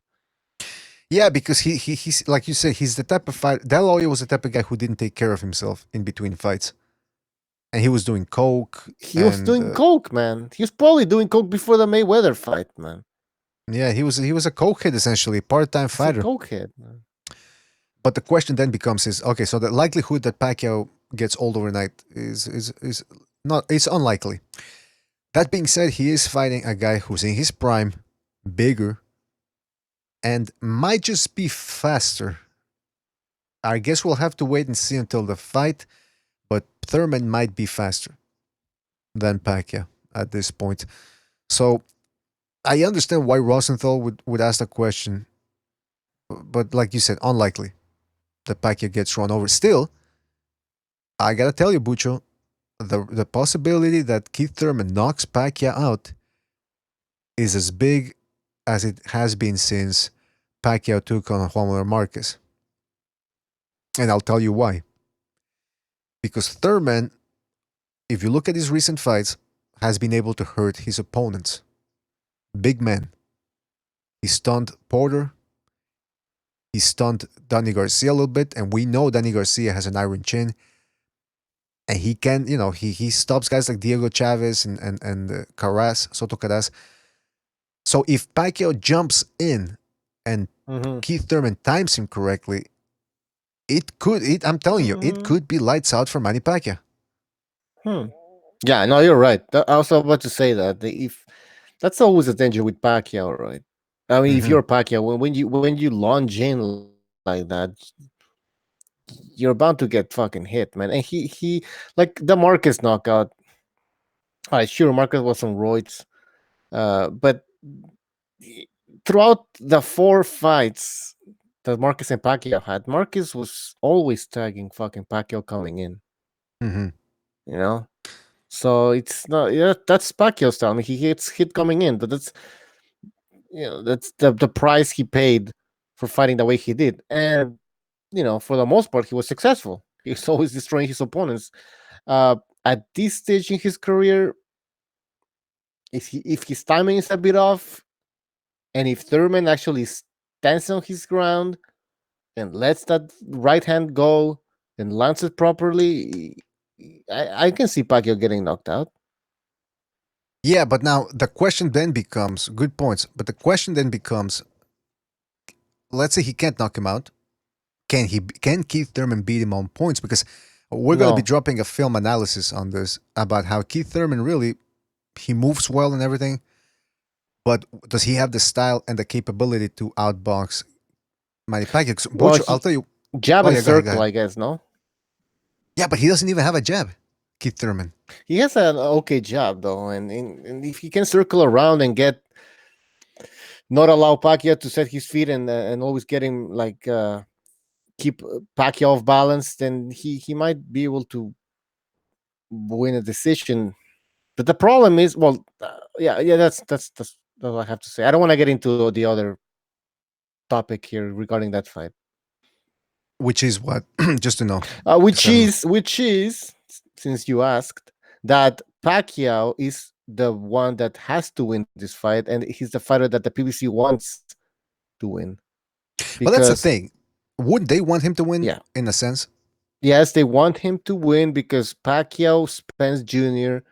is a big fight. It's a pay-per-view fight, and it's the fight that's gonna make Spence Jr.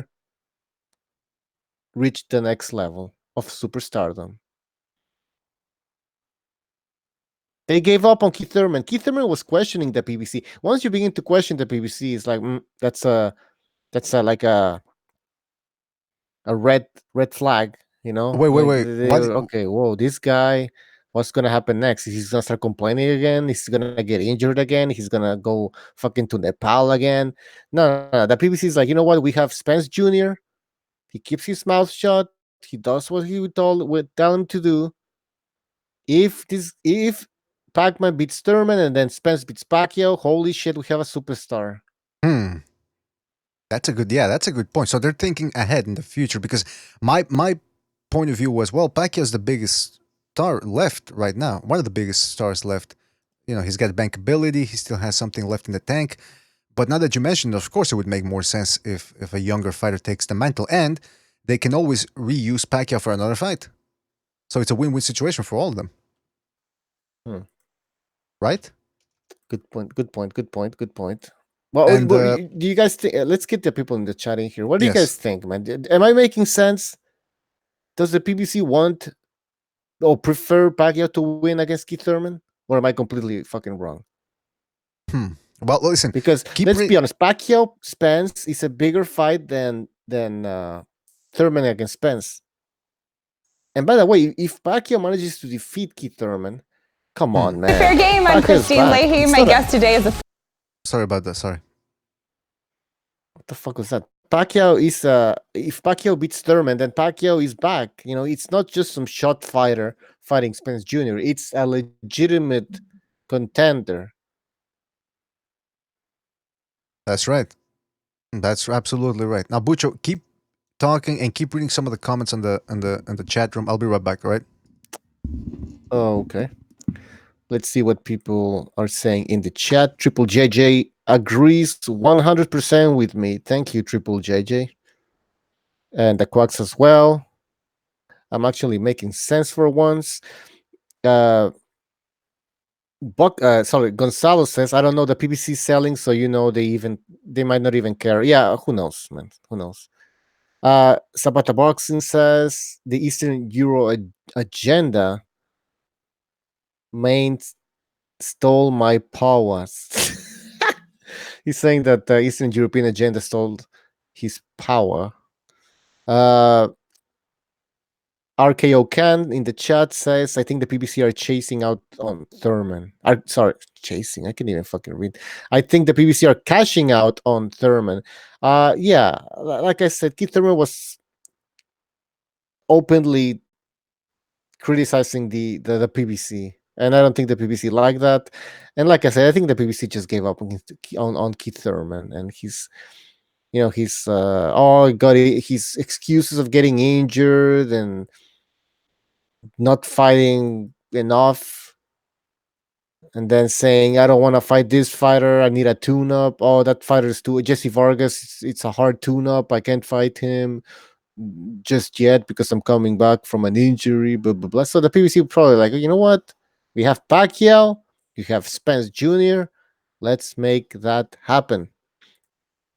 What else do we have in the chat here? Zapata Boxing says that Pacquiao at his age, and say what you want, he still sells pay-per-views. Yeah, we saw it against Broner. Of course, Broner helped in selling that pay-per-view, but come on, man. Pacquiao, he's a legend, man. Of course he's going to sell pay-per-views. Revolucion 04 says, I'm so glad they're doing a normal-ass rendition of the national anthem for Memorial Day. What are you watching, man? Oh shit! Did Ito fight on ESPN already?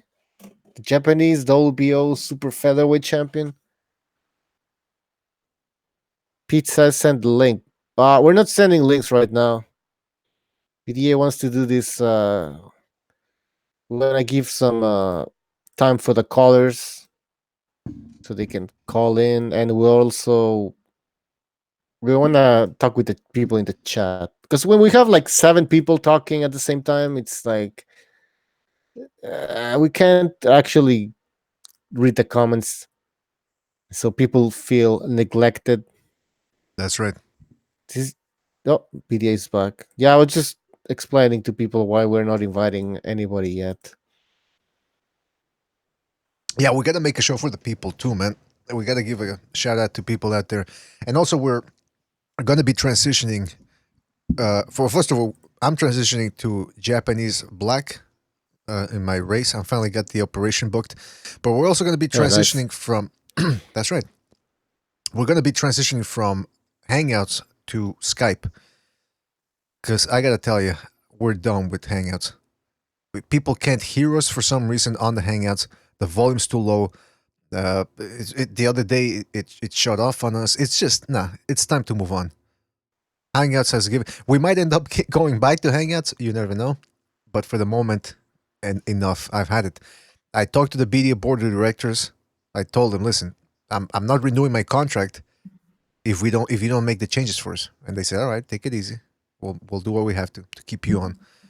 Bucho settled for a lot less, but I fought for a little bit more. So what were you talking about, Bucho, before I left? No, just reading some comments, and I was asking when the Ito versus Herring fight was gonna take place. I don't know. ESPN. We talked about this BDA. I don't know what the fuck's wrong with these people, but their main events are always starts really late. Yeah, they always start in the. Yeah, at some point, I don't know which fight it was. I think the Crawford fight or Lomachenko fight. It was that fight. The main event started at like 12:30 p.m. Eastern time. Oh, jeez. Yeah, that Remember was the that? That's Kovalev. insane. The Kovalev. Are you talking about the Kovalev? Which fight did you say? Oh, I don't remember. One of those ESPN fights. I remember Kovalev Alvarez. It started about 12:30 a.m. and I said no. I gotta go to sleep. I couldn't stay awake, man. I had to get some shut eye, and I watched it in the morning with a nice cup of green tea. By the way, Gonzalo, no, I am not drinking coffee, and I'm glad to see you're back, Gonzalo, because we were a little bit worried over there. See, the thing is, Gonzalo told us in the chat, in the Hangout chat, he said, I got bit by a disgusting, dirty animal. And I said, come on, don't call Filipinos that, man. Come on, we got a lot of Filipinos watching. You gotta be. I'm kidding, obviously. He didn't say that. Hope nobody Some takes people that won't seriously. get your jokes, BDA. Well, that's why I'm saying it's a joke.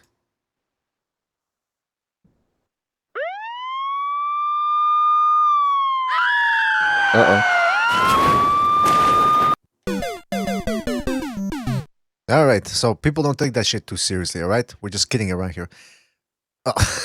Revolucion is saying Ito is out. I think he's kidding. What? I think he always does that. He always does that.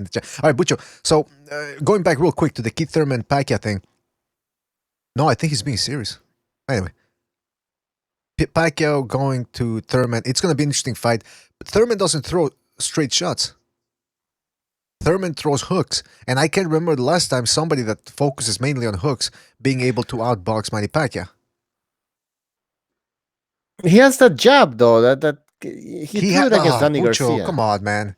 Come on, he doesn't have a jab. Of jabs, but okay, watch the Porter fight. Porter was outboxing him, out-jabbing him actually, and I know Porter has an underrated outside game. Just because he's shorter than most of the guys he fights doesn't mean he's a pretty good. He knows how to extend that jab to his fullest. But Thurman wasn't doing shit with his jab, and when he fought Danny Garcia, who's the quintessential target for a jab. I mean, Herrera did it, Morales did it, Khan was doing it, because he stays right there waiting to counter you, so he's open for jabs. Thurman wasn't jabbing him. And I guess the southpaw like Pacquiao, you think all of a sudden the jab is going to start coming out? Get your act together, Bucho.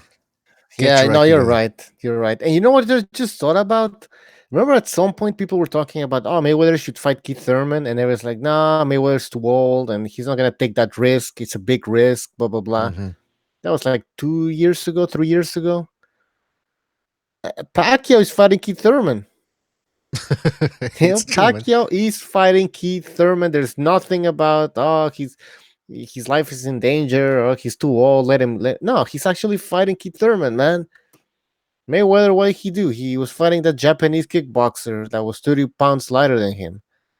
I don't know. I'm just comparing both fighters' trajectories. That brings us to another point, Bucho, on the Pacquiao Thurman thing. There's an article here on Ring TV says, can Manny Pacquiao just let it go and stop talking about fighting Floyd Mayweather Jr.? Meaning he keeps bringing up Mayweather. And the article says, I think he's scared to fight again, Pacquiao said to Bayless. He keeps avoiding me, especially when I win this fight in July. But you never know. Maybe he will come back. Now, the writer makes a good point.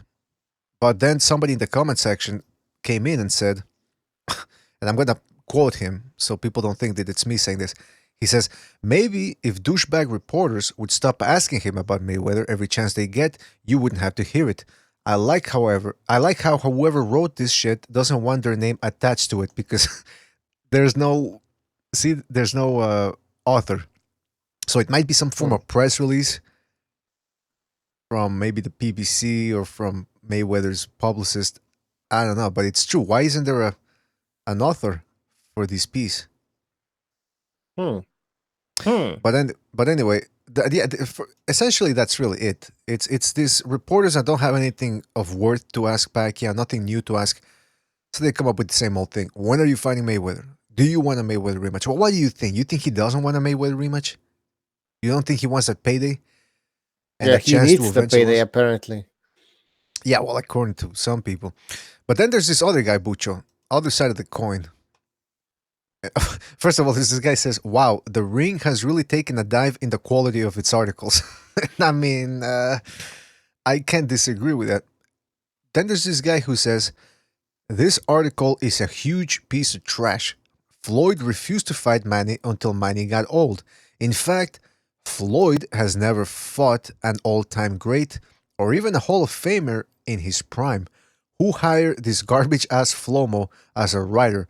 Oscar de la Hoya is still angry at the way his career ended, maybe? All right.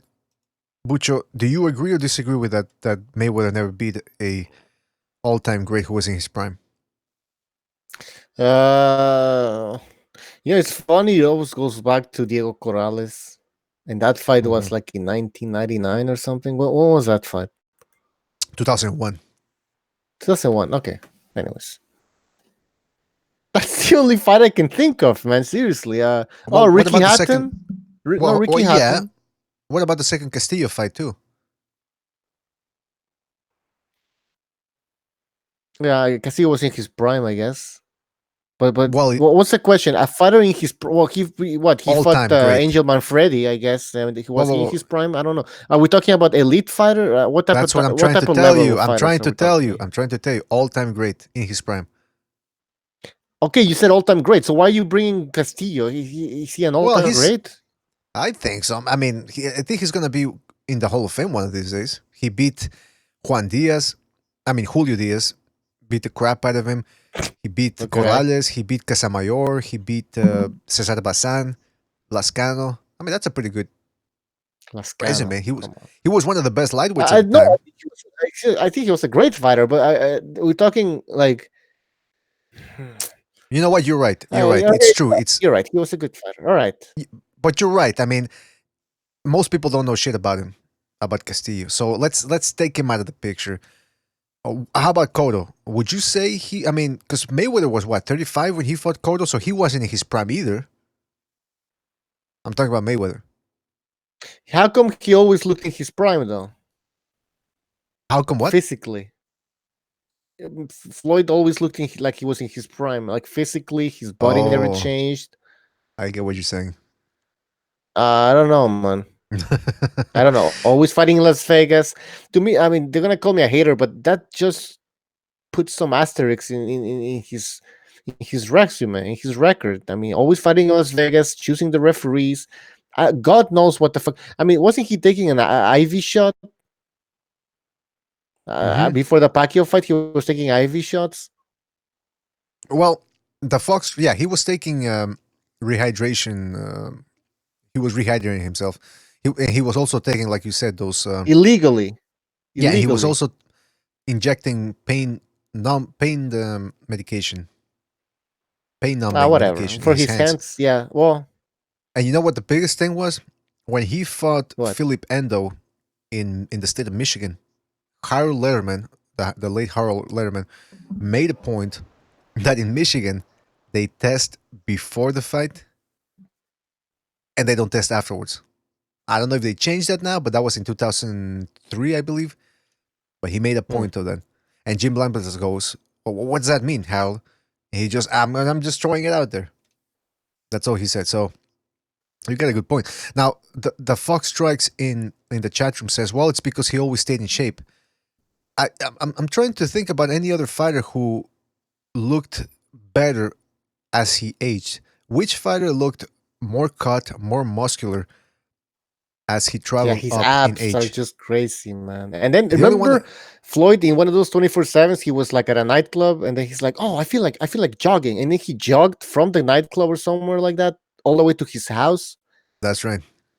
And Well, what I did you don't. tell me about that? What's go ahead, explain to people Well, what makes you Precise has wanna exercise like crazy. Precise has brought out the point as well before in the past about EPO, which is when you're injecting red blood cells or whatever the fuck it is a process in order to improve your stamina. But the problem with that is that it thickens the blood. So what you have to do is you have to get up at random times during the night or during the day to work out, because if you don't, you could create some sort of embolism in the blood, or clot, or some blood clot, because the blood thickens and you could suffer some form of cardiac arrest, I believe. So it's pretty it's pretty Yeah, it was tricky. weird. Like again, Floyd is at the nightclub or something, and he's like, "Oh, I feel like jogging." He starts jogging at 2 a.m. And this is when he's like, what, in his mid-30s, Was that when he was and jogging with he's his underwear, with his like wizard underwear? You know, the blue yeah, with white yeah, stars. he Okay, was wearing some weird ass shit, and he's to me, and look at those abs, man. He's who else that's right. looked like that in his late 30s, man? No one, man. That's right. Look at those And he has abs. like the mosquito bites in his abdomen, and I'm just supposed to say, "Well, I don't know, man." It's just to me, there's a lot of questions, man. And then fighting in Las Vegas, obviously he's friends with everybody there. But anyway, why we Vara started talking testing. about this because You guys know that cyclist, what was his name again? BDA Armstrong. Lance Armstrong. He was a huge advocate. He talked about he was really against PEDs in sports, and he That's talked why he about it used them, right? constantly, just like Mayweather. And then they found out that he was on PEDs. So these people who are always vocal about PEDs, not always, but they're usually the ones that are on PEDs. And all the signs are there for this guy. So if you can't see this, then I don't know what to tell you, man. Of course, we'll never fucking know, I guess. Well, listen, this whole thing started because I wanted to get a grip on this guy saying that Mayweather never fought an all-time great in his prime. He beat a lot of good fighters, and I think that Cotto win was a very good win. So I don't know. That's what I don't like when it goes all the way. The pendulum swings to the other side, and people start saying, "Well, he never beat anybody." Well, come on, let's face it. Mayweather, I'll put him in there against anybody in the history of boxing to be competitive. Maybe he doesn't beat everybody. Maybe he doesn't beat Sugar Ray Leonard, Tommy Hearns. Maybe he doesn't beat Sugar Ray Robinson. Maybe he doesn't beat Kid Gavilan, Pernell Whitaker, whatever. But I don't think he gets blown out by anybody. The only way he gets blown out if Tommy Hearns catches him with the right hand. But his skills were legitimate. All right? It wasn't all just him manipulating the boxing politics to his advantage. So that's what I'm saying. I'm just a little miffed when these people go all the way like that and say, well, he never fought anybody, any all-time great in his prime. Well, you can nitpick. You can nitpick anybody's resume, which begs the question, who's the standard bearer of boxing? Who's the guy that we all compare other fighters to and say, okay, that guy wasn't overrated? You know what I mean, Bucho? I mean, anybody can be Yeah, we can overrated, nitpick underrated. everyone's record. It's pretty easy. He fought this guy, but this guy was coming off a loss, and Exactly. this guy had a 6-month layoff, no, a 1-year layoff, and then come on, man. Yeah, of course. But with Floyd, yeah, he beat some guys. He beat Ricky Hatton, I guess. He didn't beat Ricky Hatton at his weight, but still, he was. But then again, I don't know. I don't want to get Anyway, into it. I mean, did Hatton did really do anything at welterweight? Because I think he's only fight at welterweight before Floyd Mayweather. It was Colasso, and a lot of people think Colasso actually won that fight. So, Yeah. I think he was just too small for the welterweight division, but yeah, he was in his prime. He was undefeated. He was a legitimate lineal 140-pound champion. 141 champion. By the way, Bucho, did you hear that Terence Crawford might be taking on Luis Colazo next? Oh fuck, man! I don't Now, want wait to a see minute. that shit. Man. First of all right, it's not technically it's not a Sunday yet, but do try to keep that. Try to keep the bad language down. All right. Sorry. Hey, the Fox Strike says Hernandez, Castillo, Hatton, De La Hoya, Cotto, Mosley. Come on, It's not Pacman, necessarily Corrales, Canelo. All right. Let's take a look at that. So Hernandez was a good fighter, and the fact that he beat him when Mayweather was 21 years old, that's impressive.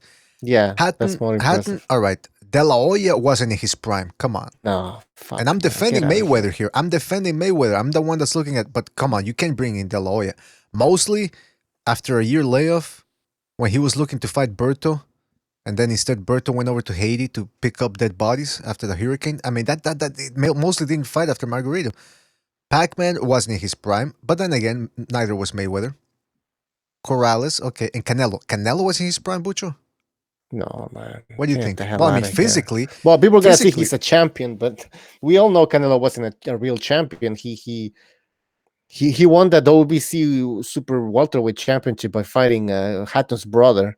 I mean, give me a fucking break. And Hatton's brother, I believe, was a welterweight for the longest part of his career. So mhm. no, that Canelo win is bullshit, man. And these people are gonna say I'm a fucking hater and all that shit, but Canelo was drained for that fight. And if you don't believe me, and I posted a video on my channel, it's an old video. You guys can look at it. At the weigh-in, Canelo he looked like a zombie. He couldn't even walk. He was sitting down, waiting for his turn to jump on the scale, and he's just sitting down, looking tired as fuck. And then Floyd Mayweather notices how Canelo's weak, and he starts jumping around, walking back and forth, trying to show Canelo how much energy Hydrated. he has. And Canelo's just looking at him all tired, man. It's on video. I posted it, man. I actually posted that video twice.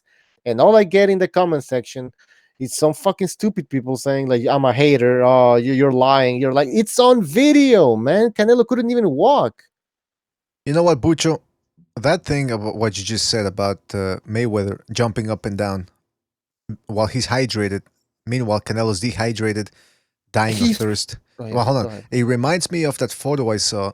I don't know if it's a photoshopped or if it's a propaganda piece, but when the Turks were genociding the Armenian population, and there's a photo of these Turks holding up a piece of bread in front of dying Armenians. That's what it reminds me of.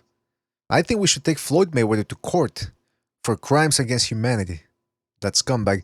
By the way, what's his name? Fox Strike says that we shouldn't credit Pacquiao for his win against De La Hoya because De La Hoya was Oh, weaker. I don't Absolutely. credit that shit either, man. I don't Come know. on. Yeah, look, listen. De La Hoya looked like Tom Hanks in Philadelphia. He looked like he was about to die. So let's not give him No, credit he for was that one bad. either. Why did he even move back to welterweight, man? Seriously, at that age? Well, that's the thing I about don't De know, La Hoya. man. I don't want to And hate. he actually not even weigh 147. He went even lower than 147. Are you kidding me, man? That's true. Yeah, I forgot about that.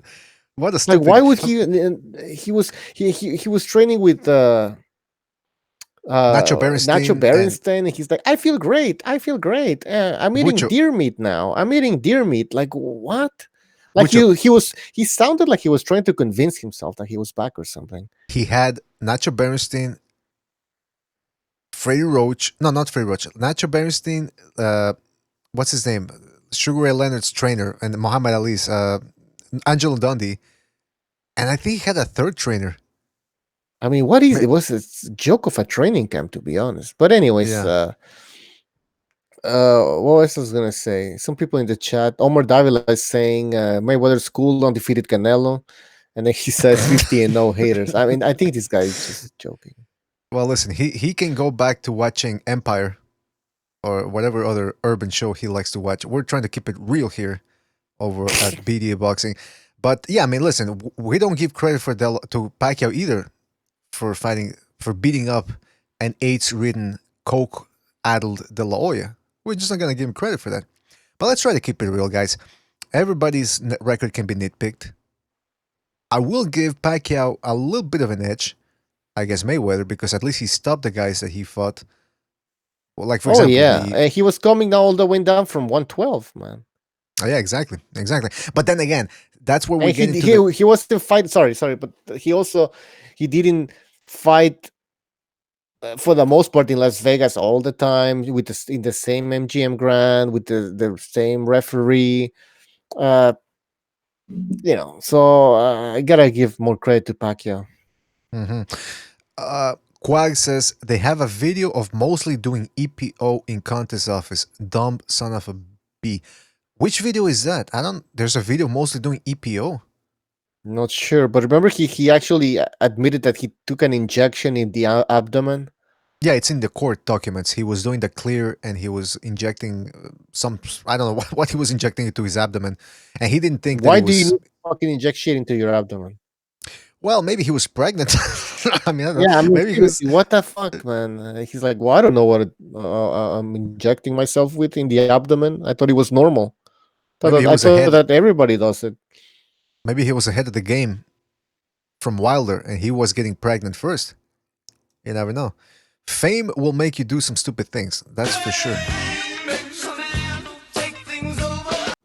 Anyway, the point is, this is all very conscientious. This is very controversial. But Fox Strikes in the chat, Fox Strikes says Floyd's resume could have been better, but it's definitely not trash. No, it's not trash. Yeah, but absolutely. It's nothing great, man. It's nothing to be like, oh my god, he's the best of all time. I mean, you gotta be a flow mode to be saying that. Right. I agree, man. I agree. And by the way, we got hold on a second. We got a phone call. Omar Davila is in the chat. He wants to say something. I mean, in the chat. He's in the phone call.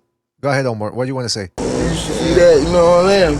Money bag's crazy. Crazy. Feel me? All right. I understand what you're saying. You're going to have to call back later on when you make more sense. All right. So, Bucho, we were talking about Thurman and Pacquiao. Like I said, styles make fights. And I don't know if Thurman has a style to beat Pacquiao. But we'll talk more about that. And we'll do a film analysis. I'm preparing couple of clips for you and I to look over, so we can really get down to the nitty-gritty and see what's what with this fight. Now, I remember why we started talking about Mayweather, because this fucking guy on Ring TV in the comment section said that he asked a rhetorical question of whether Floyd had ever fought an all-time great. By the way, this other guy asked a good question. He says, must we ask rhetorical questions and call it journalism? What do you think, Butcher? Is this a good... I mean, first of all, there's no author, so I think this is a press release. Well, a press release? What would it be a press release, man? Because there's no author. Listen, yeah, the authors can when there's nothing to write about. Yeah, of course, they can do whatever they want. They can ask rhetorical questions, of course. Yeah, there you go. All right. Why not? I don't. Why not? Yeah, I'm not gonna read that garbage, anyways. That garbage. I mean, you don't have to be that. Oh shit! What was I gonna? Hold on, because we're doing a very loose format. Oh yes. Oh, I remember. Bucho, we gotta go back to our old friend Brandon Schaub. Now we've talked about him before in the podcast about how he's, thanks to his buddy Joe Rogan, he's ascended atop of the sports media. Really, I mean, this is a guy who, let's give him credit to make it to where he was in the UFC. It's not easy. Just to make it to the UFC alone and fight on the undercards, you gotta be good. You gotta be good. Let's give him credit for that. But then Joe Rogan publicly shamed him into retiring, and ever since then he's taken him under his wing. He's made him, giving him a lot of opportunities to become a stand-up comedian, and he's got a podcast. So now he's a Showtime commentator. Well, Bucho, he came out with a Showtime special, and what I mean by that is that he's got a comedy special, a 1 hour special. And so you can see he's going places post-fight career. So now people are asking him about his opinion on boxing because he has creeped his way into boxing. So this video came out, Bucho. and I don't know if you can see it on the screen, but it says the title of he's being interviewed by Christine Leahy. We gotta check her out before we go any further to see what she's all about. But anyway, you saw the title of the you saw the title of the video. No. Anthony Joshua is the most overrated boxer according to Brandon Schaub. Okay, so let's keep that in mind, and let's check out this woman that's interviewing him. Christine Leahy, I believe that's how you spell it. Remember, guys, I'm native Mexican, so I don't know. She's 32 years old, born October 17, 1986. Nationality American. Education Prairie Ridge High School and Boston University. I had a residency there in 1994. It's a good school. Took good care of me. All right, so let's go to his Instagram. See what she's all about. By the way, Bucho, can we look into Instagram pages, or is that unknown? I'm pretty sure we can. All right, so she's got 223,000 followers. And she is the host of Fair Game with Christine Leahy, 5:30 p.m. Eastern on Fox Sports 1. Check that out. And she's also the co-host of American Ninja Warrior on NBC and also BDA's Future Wife. So check her out. She's going to be on my rotation pretty soon. Bucho, what do you think? Leahy. Yeah, it's Leahy. Omar Davila All saying right. Leahy. Who gives a fuck? Let's check her out, her tits. Bucho, what do you think about her? So far so good. Now, see Bucho right there. Red flag. Red pants. I don't like a woman with red pants. And I especially don't like them with those 1970s bell-bottom pants. They bring back bad memories for me about related back in the industry days. Back in the industry days. Look at this fucking guy. J-Mar2. Please marry me. Why don't you get some balls and go out for some real women? I mean, come on. Jeez. Anyway, let's go to the chat room. I want to hear what people have to say about this woman. Brandon Coe says, always hating on Floyd. I guess he missed the part where we're giving him credit. Torlok says, not saying you can't have an opinion, but he's a jackass. Yeah, talking about Brandon Schaub. Zapata Boxing, BDA equals brown cider rider prided. Hey, listen, I gotta stick with my race, Holmes. I gotta make a count, essay. Orale, Holmes. Fox Strike says herring fighting now. Johnny Boy says Triple Hey, JJ. BDA. Yes. We have a few phone calls, sorry. Oh, few phone calls. All right, thank you for telling me, because I can't keep an eye on them. All right, let's go to the phone lines. Hopefully we got some good ones. All right, 510, you're on the air. 5110. What's up, everybody? This is Ross Clark 222, the one and only, the king of the YTBC. All right, Rascal, thank you. Good. Thank you for calling. Rascal, I gotta tell you. What's that? Yeah. Well, I gotta ask you. Yeah, I know, Rascal. Thank you for calling in, man. I gotta ask you right off the bat. I hate to do this, but some people are saying, some people in our Discord group are saying that you were bath-mouthing us the other day. No, not bad-mouthing you guys.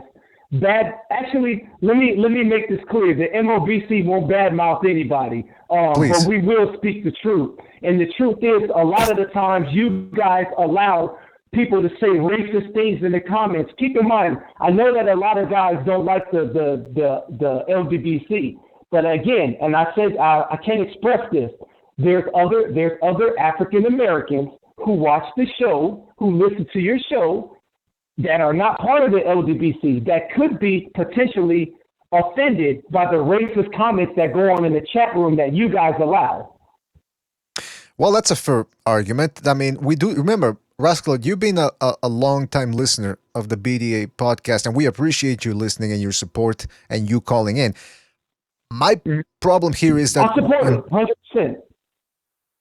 That's right. But my problem is we try to allow people to say whatever they want on the chat room. We try to keep people as much freedom of speech as possible. We've had a guy, there's a guy named I think you've encountered him, All Time Boxing or All Boxing. He comes in right away, he starts in with the Deontay Wilder crap, and he starts saying LDBC for life and LDBC for life, and we never ban him. We still leave him there. So we but tried to. Russ was talking about racism, and if there's racism, we're gonna put an end to it. Go ahead. No, I'm saying if there's racist comments, we'll look into it. But we try to allow people to express their opinions, even if they're LGBTQ fans. Okay, and now let me make this clear. I wouldn't badmouth you guys. If I have something to say, I will address it and we'll make a video on it. And whoever said that I was badmouthing you guys, they can eat a dick. They can eat Floyd Mayweather's dick.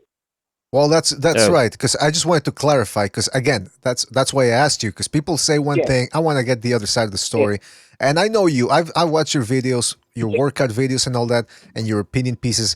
You're not a guy, and based on your phone calls as well, you're not a guy that holds back. I mean, if you have something on your mind, you will let people know it.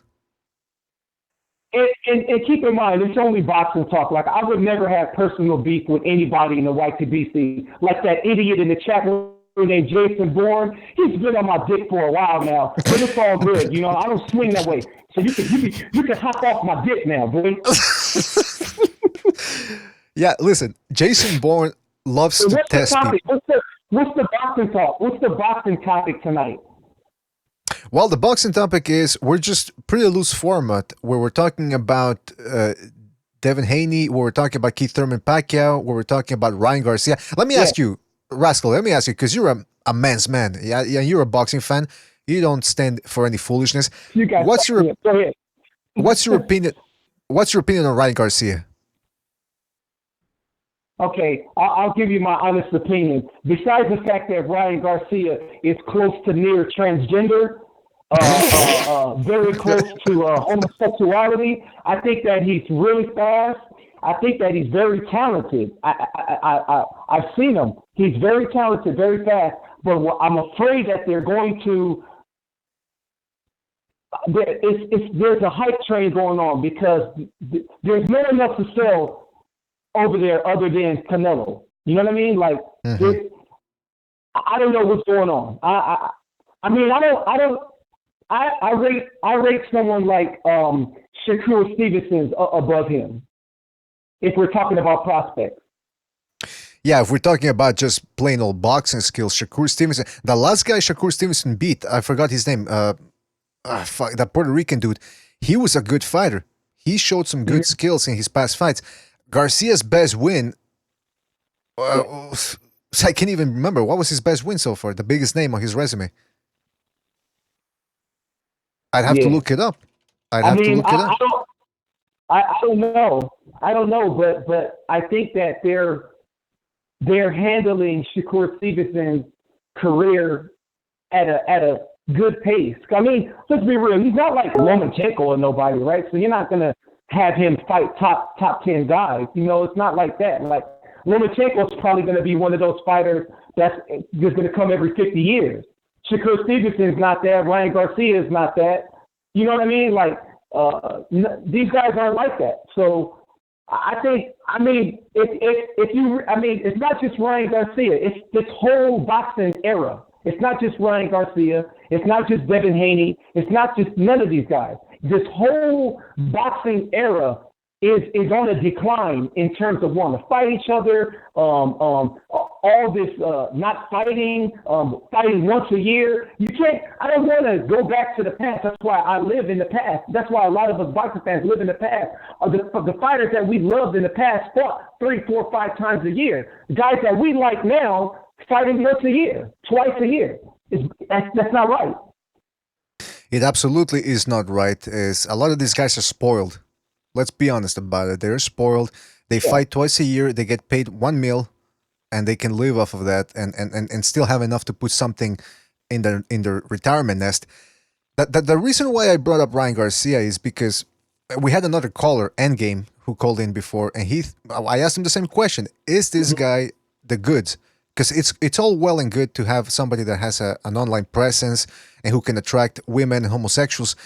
But at the end of the day, he still has to be able to fight. And so far, the only name I recognize on his resume is Jason Velez, who at this point has about 12 losses on his resume. Yeah. So I mean, it's what can we say, man? There isn't that much talent there, and at the same time, a lot of the newer boxing fans are stuck with the modern training. They're stuck with the modern supplements and all this nonsense. When truthfully, I don't see too much of anything special. I don't see anything different than what we see in the past, other than more muscles. That's all right. I see different. It's more muscles. Well, that's the problem. That's the problem, man. And again, Ryan Garcia, he seems to be more flash than actual skill. Yeah. Whereas at least a guy like Teofimo Lopez has the skills. But anyway, Rascal, we got to take another phone call. Anything else? Okay, so before I go, I'd just like to say that Jason Bourne is probably a gay man that's probably having a hard time dealing with it. So, they have a hotline that can help you with your homosexuality, and then you'll deal with it, because the high rate of suicide amongst homosexuality is as high, and it's sad. And I don't want you to fall in that category, bro. Shout out to Red Fox, and shout out to the Quags, and shout out to the Punisher. My folks. Help Jason Bourne fight his homosexuality. I'm gone, guys. Peace.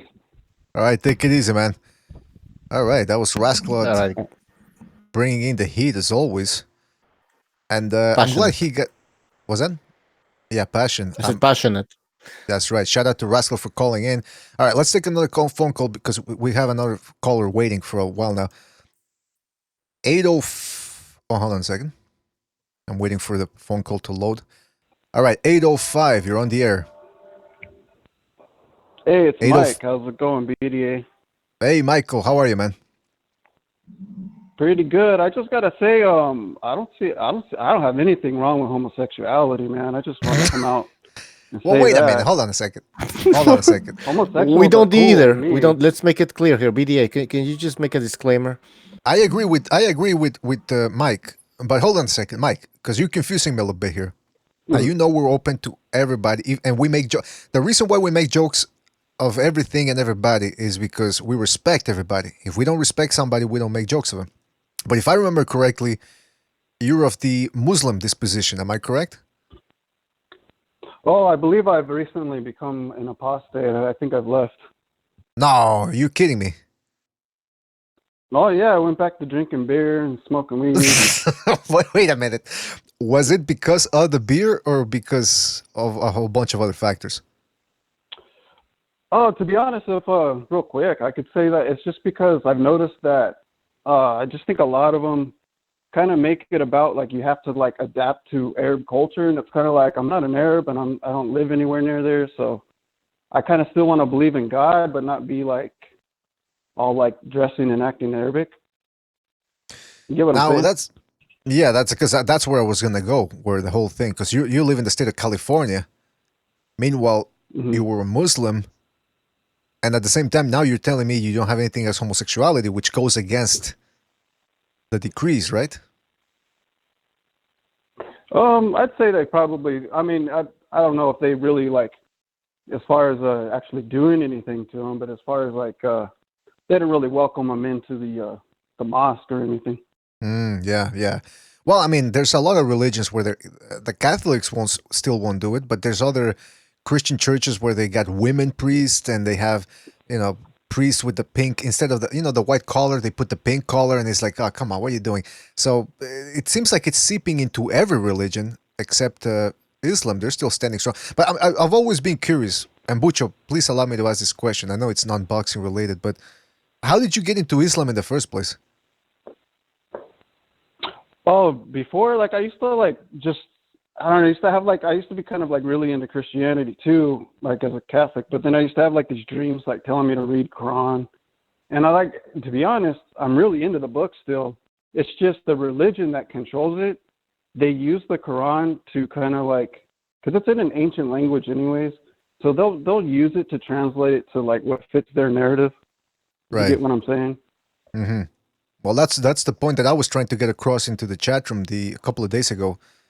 But it seems like people want to throw out the teachings in the scriptures, and they want to mix it in with the human aspect. But like you said, it's really the humans with their ego that try to appropriate the knowledge and use it to control people, or other people, I should say. Yeah, as soon as you start asking too many questions, they'll start calling you a kufr and a bunch of weird shit. A kufr, jeez. And by the way, when you were in the Islam there, because a lot of these people in the Muslim community, they love it when an outsider tries to join, because that way they can show off to other people, like, hey, look, it's not just Arabs. Did they ever try to do that with you? Like, they ever tried to put you in a glass box or something and parade you in front of everybody? When you're new to it, yeah, that's what they'll do. And then they'll start pressuring you to, like, change your name and shit. All right. And then they'll make, like you got to mandatorily show up to certain things. And it's almost like you're into, like, the mafia or something. Yeah, I went through that start, myself. Like, pressuring you to, like, do certain things. Like, you're in a club, and it's like, you kind of want to do your own spiritual journey sometimes, so it kind of ruins it when you've got others telling you to follow them, you know?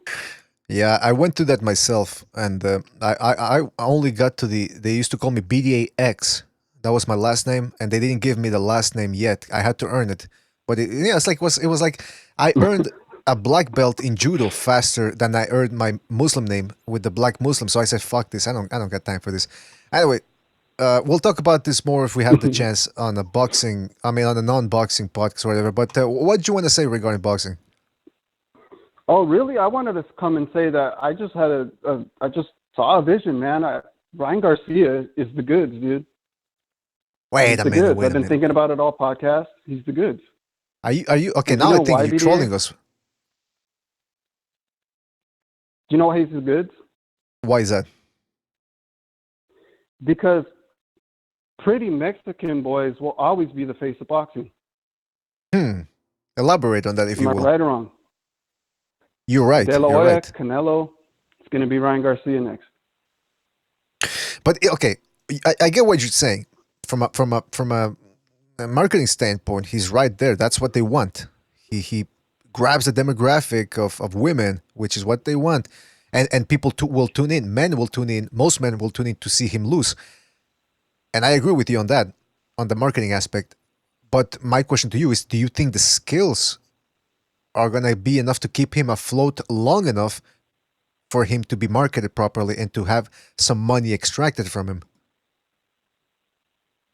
I think if they can sell him to casuals by putting him up against, kind of names, but they know that he's going to win, kind of a thing. You know how they do that. They probably can do it, but eventually, against somebody. I mean, he probably could eventually beat Shakur Stevenson. So at this point, down the road. Just at this point, do you think Shakur Stevenson is better than Garcia or vice versa? See, like right now, I think Shakur Stevenson has more skill, but Ryan Garcia was born, I think, with more natural ability.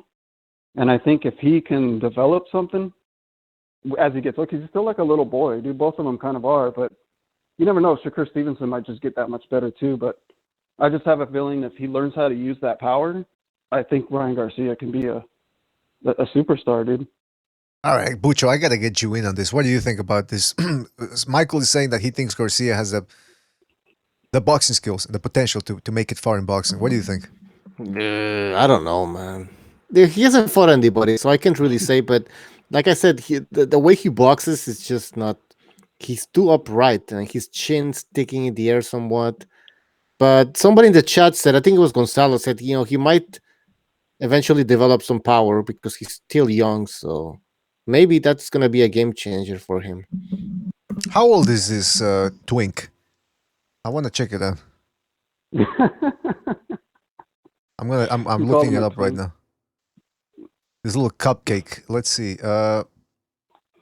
Box rec. All right. It says oh fuck! This whole thing. When we're live streaming, this thing takes a long time to load. All right. He's 20 years old. Jeez, he's a young fella. 20 years old. All right, so I think they got to protect him for a while before they throw him into somebody good, because then they'll just ruin his career. They got to protect him from everybody. I mean, not just in boxing wise, but in the streets. Too, do you guys really want to see Devin Haney as the face of boxing? I mean, because that's a different kind of face right there. You're right. He doesn't have that. You got those nostrils staring right at the picture. And all right, now wait a minute. First of all, we don't gotta go there. We don't gotta go there. But the point is, well, I mean, does he have those Leonard Ellaby nostrils? He's got like a pretty he's got some pretty big nostrils, man. Hold on a second. Let me check this out because we don't want to disparage anybody's looks here. I mean, we'll talk about fat people, but when it comes to the nose, that's off limits. All right, hold on a second. I'm gonna put up the picture there. Yeah, he's not Calvin Klein material. Nah, he's really well. I mean, listen, I'm not a woman, so I don't know if. Butcher, you want to jump in? I live in LA. I just know what they recruit and look for around here. I don't want to join this conversation. Oh, by the way, let's get into a little bit of gossip here. According to Hollywood News website, Black China, I don't know who that is dating 19-year-old boxing David Haney. Ooh, girl, let me tell you, that's not gonna end well. Hold on, let's read this. Everybody out there, pop up some vanilla Cokes, some low sodium pretzels, and let's get into this fucking gossip game. All right, as you can see, it's taking a long time to load. Let me just go to the chat room real quick, see what people are saying. Vader D says Garcia is an inspiration to all homosexual athletes. The Punisher says, I heard Shady Slim say that Ryan Garcia is always at the gym and working hard. Well, of course, he probably spends most of his time in the sauna. And he probably spends like 1 hour there. And when he comes back, he's always sweaty. Which, of course, you would be sweaty from a sauna. Triple JJ says, Haney is Ellerby and Floyd's child. The Punisher says, he was asked about gay marriage, so he responded as a lawmaker. Gonzalo says, if Chepo Reynoso can teach him some good, he can rise to a better level. Wait a minute, is Garcia with the Reynosos? Yeah. Yeah, man. Yeah. Whoa. I didn't know that. I'm I telling know you, he's the next Canelo, dude. Yeah, that's right. Maybe I forgot, because I know Oscar Valdez is with those guys, but my God. Well, they might teach him a couple of, maybe get some head movement. Because like Bucho said, he hasn't shown anything. All right. Black China, who's looking like a mummy in there for some reason. Sources tell at TMZ that the 30-year-old reality star and Devin, 19, first hooked up about 2 to 3 months ago after he contacted her on Instagram. They soon began seeing each other. Let me tell you something, girlfriends. She snatched up Devin Haney. Snatched him up good. Now listen, I gotta ask you something. Go back to when you were 19. You're going out with a 30-year-old who's more famous than you are. Is that a step up, even though she's 11 years older? Or at what point do you say, nah, you know what? She's too much of an old celebrity for me. I think considering she has kids, Whoa. That would scare the shit out of some 19-year-old, wouldn't it? Oh, am I cussing? I'm sorry. No. I didn't know. No, I said whoa because I didn't know she had kids. Doesn't she have a kid with Rob Kardashian? I don't know. I don't even know who she is. That's what I'm saying. I don't know what the fuck's up. You don't know who she is? She married Rob Kardashian, Kim Kardashian's little brother. Okay, so obviously they're not married anymore, right? Nah, because I think she dumped on or started cheating on him or some shit. Anyway, you know what I say to all that? Because their family's rich. You know what I say to all that? Fuck them. I don't give a fuck about this. Why are we talking about this? I don't know, man. What's going on with this I'm sorry show? I brought it up, dude. I just wanted to call and bring up something funny. Yeah, I'm gonna hang up on you, man, for bringing this shit up. All right, I'm sorry.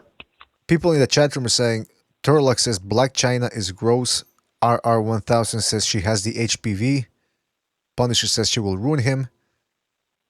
And is there still boxing? Michael, are you watching any fights? Is there still some boxing going on? No, the Fox Sports was over, and they were just doing like post-fight interviews. And I pretty much think Trout, he got his ass kicked from what it looked like, but they gave him like a gift draw, a decision draw or something.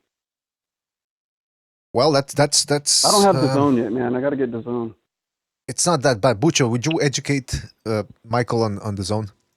Regarding DAZN, rather. What do you mean? Well, the deal. What's the deal? How good is it? What can you get with DAZN? Well, in the US, you get a lot of boxing. You have the Matchroom boxing fights. You have Golden Boy fights. You have the World Boxing Super Series. And I believe that if you buy like a 12-month package, comes down to like $80. Sorry, $8 a month. So it's $8 a a pretty month. good deal. $8 a month. Come on. Hey, that's a pretty sweet deal right there. It's a pretty sweet deal right there. And you get to watch other sports, not just boxing, MMA, football. I know you're into baseball, Michael. So is there baseball in No, that? but that's in Canada, BDA. You don't get the NFL in the US, and you don't Well, get. maybe he'll get the baseball. You never know. Yeah, you get baseball. I think there you go. ESPN Plus does baseball and football and all that shit. Well, maybe. Listen, Michael, we got to move on to another subject. Is there anything else you want to say before we let you go? No, I'm just now that I'm a sinner again, I'm gonna have another beer and enjoy the rest of the podcast, man. I'm looking forward to Ryan Garcia being the face of boxing. That's right, the face of boxing and the face of the LGBTQTZW movement. All right, fantastic. Alrighty. that's a ringing in the. Was that? All right, he's out. Shout out to Michael Starr for calling. So Bucho, he left the faith. I'm surprised. I mean, I'm not surprised. I have to say, I'm not surprised. Usually, when people go in there, they don't get out. I mean, isn't it a sin to become an apostate? It's a sin, right? It's punishable by death. Well, I think the by death, yeah. Apostacy is punishable by death. That's right. Yeah. All right, we got a caller. We got to take another call. We'll get to the bottom of this, ladies and gentlemen. Don't you worry about that. All right. Hold on a second. I think it's an overseas call. Dropped out. Is anybody trying to call from the chat room? They can't get in because the call keeps dropping. Anybody? Yeah, Let me see. weird. Let's go to the chat room, see what people have to say. Last round of the Herring versus Ito fight. Jason Bourne says she has, talking about Black China, she has 2 kids from 2 different men. Haney, she be upset with himself. The Quack says, well, he's young. He'll trade up in a couple of years. Jason Bourne says, baseball games with the zone. But Jason Bourne's not an American, right? So maybe he's got a different zone, like you said, Bucho. Punisher says, poor Haney, he's going to be played and drained. Played and drained? That's the first time I've heard that. All right, the Quack says, I don't know who the hell she is either. Gonzalez says he's got the face, but he needs the boxing. Michael Stott says, I'm finished, boys. All right, shout out, Michael. Thank you for calling. Bucho, before the calls, we were talking about Brandon Schaub, the one and only. Now, this gentleman has sneaked himself into the boxing world. For some reason, Showtime goes to him as an expert. Now, listen, MMA guys, they got good boxing games. Obviously, it's not at the pro level, but they know their stuff more than any boxing casual ever could, because they actually get in there and spar boxing. But as I showed you, the headline reads from the video, Anthony Joshua is the most overrated boxer, according to Brandon Schaub. You want to give it a listen a little bit just to see what he has to say? All right. Get a little bit of context, see what he has to say. All right, so this is Brandon Schaub telling us why Anthony Joshua is the most overrated boxer. Set on slow white guys. Thank you for your time. I was like, no doubt. Okay. So, it's when you're a child, the NFL is like. Okay, he's talking about himself. Right away, he's got to make it about himself. Hold on a second. This is a little bit slow. You're going to have to bear with us here, guys. I don't know. I just kind of fell into it. I fell into it, and I got. Right, anybody that can't see it, watch the video. He's wearing sneakers with no shoes. Apparently, Brandon Schaub is Dominican. I didn't know that. Butcher, did you know that? Oh, no. Next thing you know, he's going to get into a fist fight with Recognize the Matrix. That old Dominican versus Puerto Rican rivalry. Oh, man, this video is slow, man. Should I play some sound effects to keep us entertained, or...? No. We should just ask people who the hell won that ESPN main event fight. Judge Ito, or who else was it? Wait, did you say Judge Ito? That's right. I went there. What? Why would you? Judge? The fucking Who's gonna get shitty that ass joke? judge, man. He was a fucking joke, to be honest. But anyways, Who's gonna get that joke, man? Fucking OJ jokes from 1993, 94, whatever it was.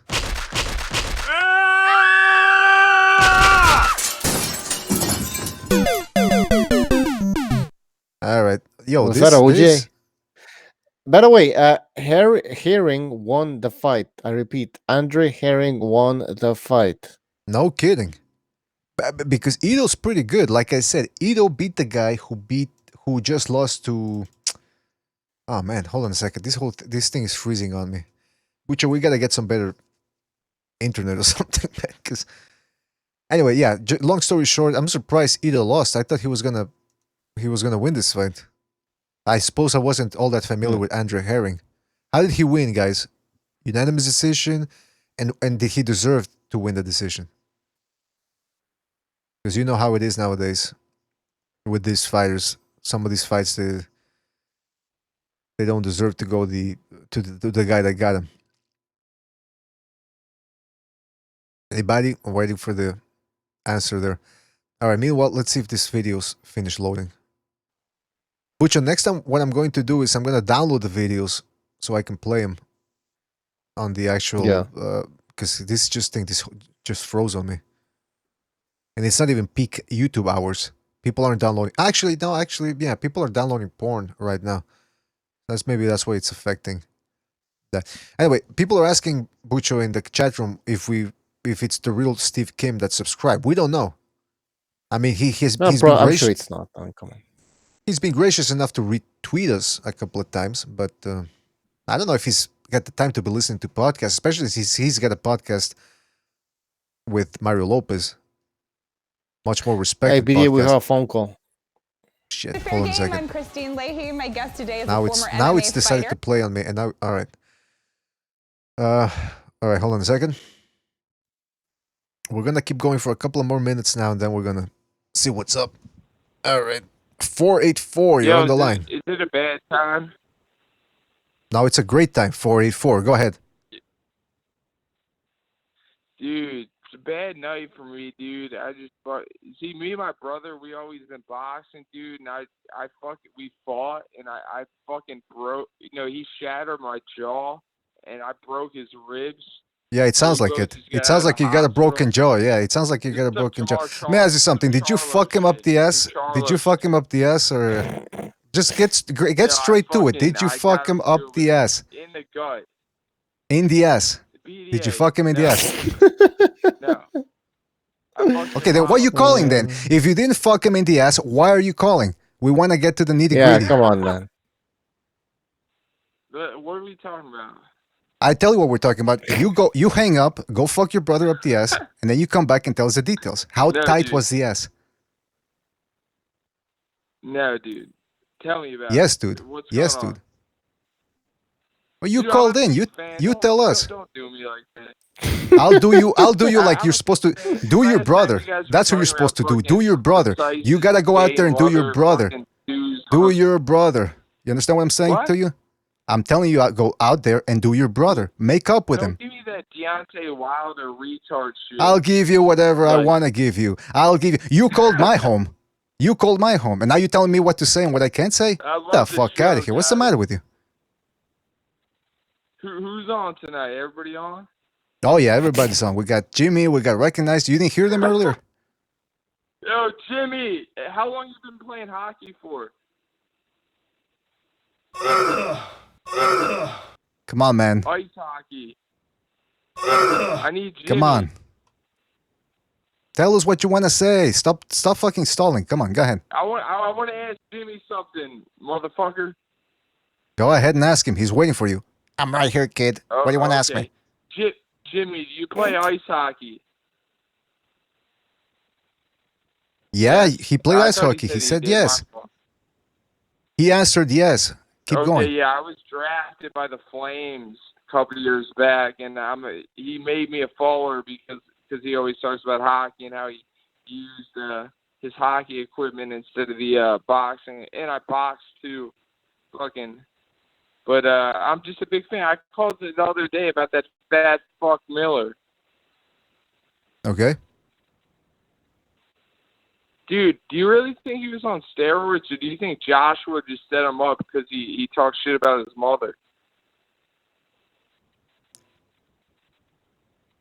I don't Do know, I kid. think he got set up? Who knows, man? What am I, fucking Alex Jones here? Dude, because it's gonna kill. No, you're BDA, but no, it's gonna kill. Because they would have a lot more. They would make more money if it was like Ness, the faggot from what's the show, the boxing voice. They were all over that, and that's gonna lose a lot of money because they should have kept that big baby in that. You know what I mean? Let me ask you something. How high are you right now? He fucked up. Are you high No, or I'm drunk? Or both? Drunk and high or both? Guys, life is good. I'd love but I told you guys last time, Usyk is better than every heavyweight, skill for skill. There's no debate. Well, I think there's a bit of a debate. I mean, the motherfucker can't get through it. BDA? BDA, you're high every show. You're I not. don't You're not do- a real Christian, are you? The only drug I take is called Jesus Christ. That's the only drug I will ever take, and I will Amen, I will brother. continue to stand. Amen. That's right, Hallelujah. amen. Amen too. There you go. But listen, Usyk, you're Yeah. telling me Usyk is the real deal. The motherfucker can't get through a Beats training camp everybody. without injuring himself. So how is he the real deal? You tell me. Dude, do you know how good Usyk is? I don't know. He Fucking keeps getting heavyweight injured. Loma. He keeps getting injured. He's better Do you than think Loma. Deontay Wilder with that pussy right hand's gonna beat Usyk when he's Let me fucking tell doing you the something. Matrix? Let me tell you something. When Deontay Wilder fought his brother, No, let because me they tell fought a you. whole bunch of times, he knocked him out. Not like you, who you got your jaw broken by your brother. Yeah, You but couldn't I even was knock out putting your it brother. Your little brother on top of that. Yeah, your little brother. Yeah, I was taking it easy. You know what you got to do? You got to lay off the ganja, get your ass into training properly, get yourself a proper trainer, hit the No, bag actually, I just got a new job, boys. Fucking, I'm a banker now, boys. We're doing it live. you're a banker. Yes, Is sir. that what you, is that what you tell your parents? Is tell them the truth that you're slinging the hash? Please don't tell me you're slinging the hash, man. Come on. Dude, I don't smoke weed. It makes me a little paranoid. I don't know, dude. You're way out there, man. You're too out there, man. You gotta get sober, find Jesus Christ, and then you can call us. All right? Find Jesus Christ. You guys are fucking. I'm gonna go to the Boxing Voice. I'm gonna donate everything to them. Well, wait a minute. Now that you're talking about money, now that you're talking about now money, you're now talking I'm gonna, money here. Hold on. now you're talking money. Now Fucking I'm ready. Low place. Yeah. Go donate to low place. I'm gonna go to him, and I'm gonna. Hey man, I was Alright, ready. is I that was ready. true? Now that you mentioned money, I was Dude, ready to gargle. I was ready to gargle your semen, man.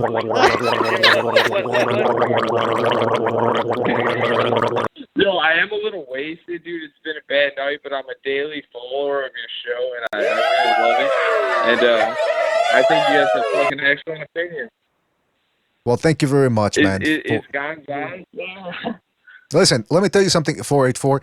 I don't give a shit about your money, but it's comments like the ones you just made that you're a big fan of the show. That's what gets me up in the morning. That's what gives me a hard on right now. I can't even type properly because of my hard on. So keep it up. No pun intended. And what else? well, and that's about it. We got another What caller. do you think about Wilder's knockout? Can you just tell me what you think? You think it was set up, or you think it was easy punch? Dude, he laid out Brazil out cold. There was nothing fake about that. Perfect all right? punch, no doubt. It was as real as Brazil's tits. Yeah, it was a perfect all right? punch. It was the perfect punch. All right, listen, we gotta take another phone call. They're both college football players. I know. Listen, we got 484. We got to go. Thanks for listening. Thanks for calling in. Keep listening. Keep it up. Lay off the ganja, and we'll see you on the next one. All right. All right. That was 484. Find Jesus Christ. Find Jesus Christ, Allah, whatever. Don't venerate the bottle. All right. 203, you're on the line. 203. Not surprised, although it will be brushed to you by the BDA. I can't understand what you're saying. You're going to have to speak a little bit louder. Otherwise, I don't know if you're trolling or Yo, not. what up? Is this baby? Revolution? How you doing? This is who? Revolution. Oh, Revolucion. Thank you for You calling sound in, like man. shit, man. Yeah, you sound a little muffled. Can you hear me now? I got kind of shitty service where I'm at, but am I coming clear? You're coming in crystal clear, baby. What do you want to talk about? All right, look, I just want to fuck on you. Last time me and you was spoken, Mr. BDA, on the Arhenny, and you had brought up the whole Rancis Bartholomew thing. Now, that was a late hit. Which fight? I'm sorry, I couldn't catch that. I wanted to talk about these kind of dogged them last time, and you said that Bartholomew had iced him. Now, if you go back and watch that first fight, even as a matter of fact, it was overturned. That was a late hit from Bartholomew. Wait a minute. Are you saying that Bartholomew? I don't remember. I thought it was a legit knockout. The first one was a late hit, and it got overturned. It's a no contest. Okay, what about the... Mendez appealed the shit and took it back. And what about the rematch? In the rematch, I think Fiasco from the first one kind of just took away his focus a bit. All right, listen. Derailed him. That's kind of all right, listen. Him, and it's reckless. When you swing in after the bell like that, it's reckless. Yeah, well, listen. All right. Physicality. Yeah, Revolution, we can't hear you properly, man, because you're breaking up. I don't know if you're in the moon or something, but you're breaking up. So try to call back later because we got other phone calls, but we can't hear you. 90 seconds. Wait. Can you hear me now? I just got one thing left. We got 90 seconds left. Y'all got Go to do ahead. more shows. Okay, y'all got to do more shows at this hour because this is when I'm up.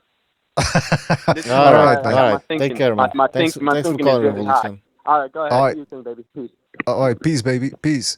All right, that was Revolution. We're gonna have to get back on him on that Bartholomew thing. All right, we got 3 seconds minutes left. and we got 2 more calls. I don't even think we're gonna be able to. No, I think the other one was the other one. 813, you're on the air. We got 1 minute. Seconds. We got 60 seconds left. Go ahead. What up? 813. Yes, 813. Go ahead. What up, BDA? Yes. What up, BDA? Yes. What's up? Hey, are you exploring the internet? Cause like is it wicked because you're from Boston, or is it just wicked because you're a Christian and there's all kinds of evil shit on this internet? I'm just trying to get the context. The night is evil, and it's full of monsters and ghouls and sinners, and we are trying to purge, and we're trying to push them out, to show them to everybody and expose them to the light. Because I don't know if you know this, brother, but when you shine a light on darkness, there's no way that it can continue to live. So that's what we're trying to do here. Amen. 10 seconds. God bless you. Amen. This is Red That's Glove right. Militant, by the way. Oh, Red Glove, thank you for calling in. Now, listen, Okay. these fucking phone calls are ending in about 30 seconds, 10 seconds. So go ahead, say what you want to say. Oh, I just want to check up on y'all. If there's only 30 seconds left, I'll go ahead and leave it at that. But y'all take it easy. Be safe. All right. All Red right, Glove, thank take you care. for calling in, man. Shit, are we? How much time we left? 11 seconds. All right, I think we got the same It's caller over. from before. 8484. You're on the air. Go ahead, quick. Yo, I just want to say I don't want to lose you guys. You guys are my favorite station. I'm sorry if I was a little drunk rambling. You guys are good guys. I'm sorry. Don't worry about it. Don't worry about it, Okay. man. We're 2 No, seconds. We You got guys 1 are all second. good guys. Take it easy, man. All right, we got how much time? Is it over or? Yeah, it's over. No, he's still on the line. Man, that'd be a shame. Nah, we're not going anywhere, and we understand. I've made a couple Let's of. talk for We're about cutting 30 you more off. seconds. Come on, boys. I've made a couple of drunk phone calls myself in the past to certain presidents. Hey, it hasn't gone well. Huh? Well, when Yo, the Secret guys, I was Service. BDA, I was in Canada about 3 weeks ago, dude. Toronto is a liberal hellhole. Oh, you got that right. They have like rainbow flags on every street. Absolutely. Yeah. Oh, yeah. Oh, ho, ho, ho. Well, I mean, listen, hold on a second. You know I'm an open-minded fella. Terrible. Nah, it's not terrible. It's the best. No, I know. We love Justin I Trudeau. We love Justin Trudeau. Like, all right, the phone calls. All right, sorry. Oh, what the fuck? We still got time left? Butch, the clock never know ends. how this shit works. Dude, come on, Booch. Yeah, come on, Butch. What the fuck? All right, listen. I don't understand why the Dude, I'm a huge donor. Oh yeah, I know that. I know that. Oh, I can tell. I'm pretty sure you're the biggest donor. You guys have great boxing knowledge and you're funny, so you got to call every now and then. Listen, if you called in drunk, don't feel bad about it. You livened up the night. What did you call me, smoking, John? What was that? I could get upset. Really Things could get out of hand. That is pride. Oh, come on, man. What kind of fairy dust you've been snorting? All right. And by the way, just curious, what's your name on the chat in the chat room? One thing. Don't worry about it. Low place. Leave him alone. No, it's leave him alone. He's just trying to make a living. I am a big fan. Why? Well, leave him alone. He's a good kid trying to make a living. That's all. He hasn't made a video in like 7 days. I'm worried. Yeah, I'm a little bit worried too. I'm a little bit worried too. But he's a survivor. He's a survivor. He'll make it through whatever it is. If he's going through something difficult, he'll make it through. I'm not worried about him or for him. I think he'll make it through. I think he's one of those autistic geniuses because every now and then he says something that is very brilliant. Like when he had Harrison beating Charlo. Uh-huh. It was pretty good. And by the way, how come these guys... Is this guy... Bucho, did this guy manage to hack into the fucking service? Because it said it was going to end in about 30 seconds and he's still in the air. I don't know how this shit works, man. You know what it is? He's talking about idiot savants. Maybe he's a drunk savant and he was able to hack into the signal, and that's why he's still on the phone. That's sad to hear because I'm a fucking huge fan. God damn it. Do you know Justin Trudeau? Yeah, he's my buddy. I wanted Kevin O'Leary to run. The fucking Mr. Wonderful. Was that? The Canadian Donald Trump, Mr. Wonderful. I don't know who the fuck that is. On Shark Tank. All right, listen. Just one last question before we go. Shark Tank with Mark Cuban. Oh, yes, that guy. Listen, last question. Who are you in the chat room? Just to have you in our files. So we can give it to the RCMP. And, oh shit, he dropped. All right. right before we could identify him in the chat room. Yeah, who is this guy? I don't know. I'm a little creeped out now. But, and by the way, Bucho, it said that the episode was going to end in 30 seconds. And I'm looking at the time clock and it just keeps looping. Are you watching the same thing? I think we can still use the phone line, I believe, but the show's over on on Block Talk Radio. That's good. All right. So anybody else call in, see if we still got the phone line working. This is good, but this is good to know for the future. Revolucion sent a contribution, and he said to post a picture that he sent us. Can you access that photograph, Bucho? Yeah. If I go on, he made a picture of. Yeah, hold on. Yes, but we're gonna go soon because we're almost here for 3 hours, which I did not expect at all. But shout out to Revolucion, thank you for your contribution. And let's see if I can play this Brandon Schaub clip because he's just talking in the first. It's a 10-minute clip, and he's talking about his life, which nobody cares. We want to get to his points of view on Anthony Joshua. So let's see. Kid. I put the picture on in Dropbox. It's a picture of me, and you'll see. All right, hold on a second. I'm opening Dropbox. Meanwhile, let's see if we can see what the hell Schaub is saying. All right, hold on a second. Opening Dropbox.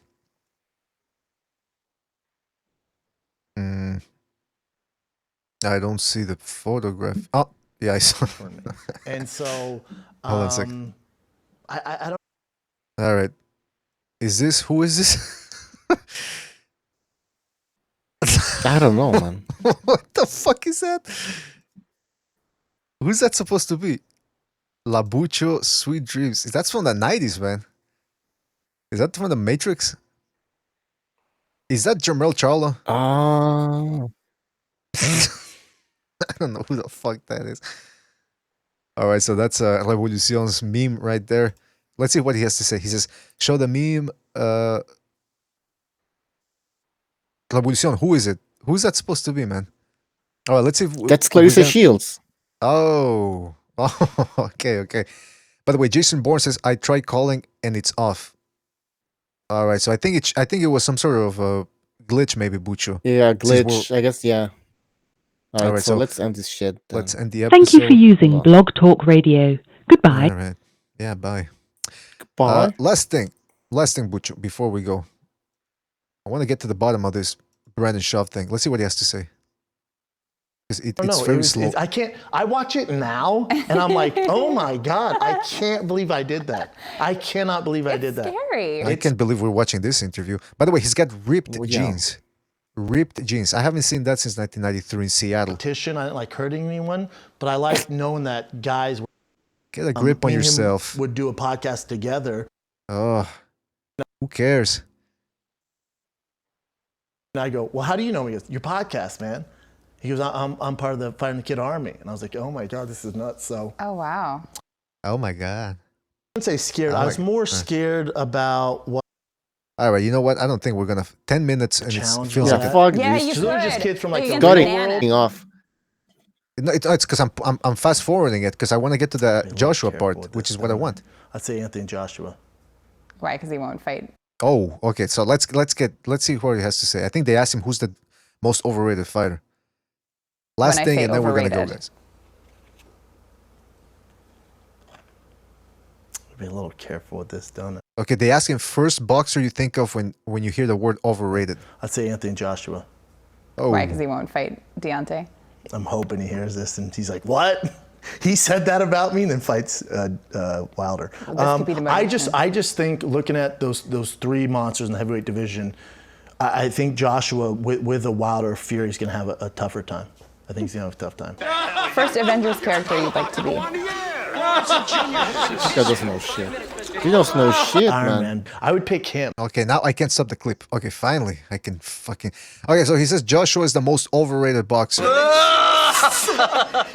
Well, I mean, the context of it was that he said that he said it half seriously. Because he said, well, I want Joshua to hear this so he can finally get it on against Wilder. The thing about Bernard Shaw, Bucho, is he's a McGregor fan. Hardcore McGregor fan. So he sticks by McGregor no matter what. And it's the same thing with Wilder. He's a Wilder fan. And he will stick with Wilder no matter what. So can we even... I mean, what was the point of playing this clip? You know what I mean? Pointless. And these guys are all... Brandon Shaw, whatever his name is, he's all over Wilder. He doesn't know anything about boxing. I don't know why he talks about boxing. It's just a complete disgrace, man. Well, I mean, I think you're going a little bit farther. Complete disgrace. I mean, yeah, but I mean, you're saying he should be aborted and blah, blah, blah. That's going a little bit too far. Going a little bit too far, if you ask me. Abortion? Well, you said he 100%. should be aborted. He should be killed. Or he should have been killed, rather. No, but seriously, come on. Nobody takes him seriously when it comes to boxing. I mean, it's a bit like Joe Rogan, where he what was he calling Lomachenko?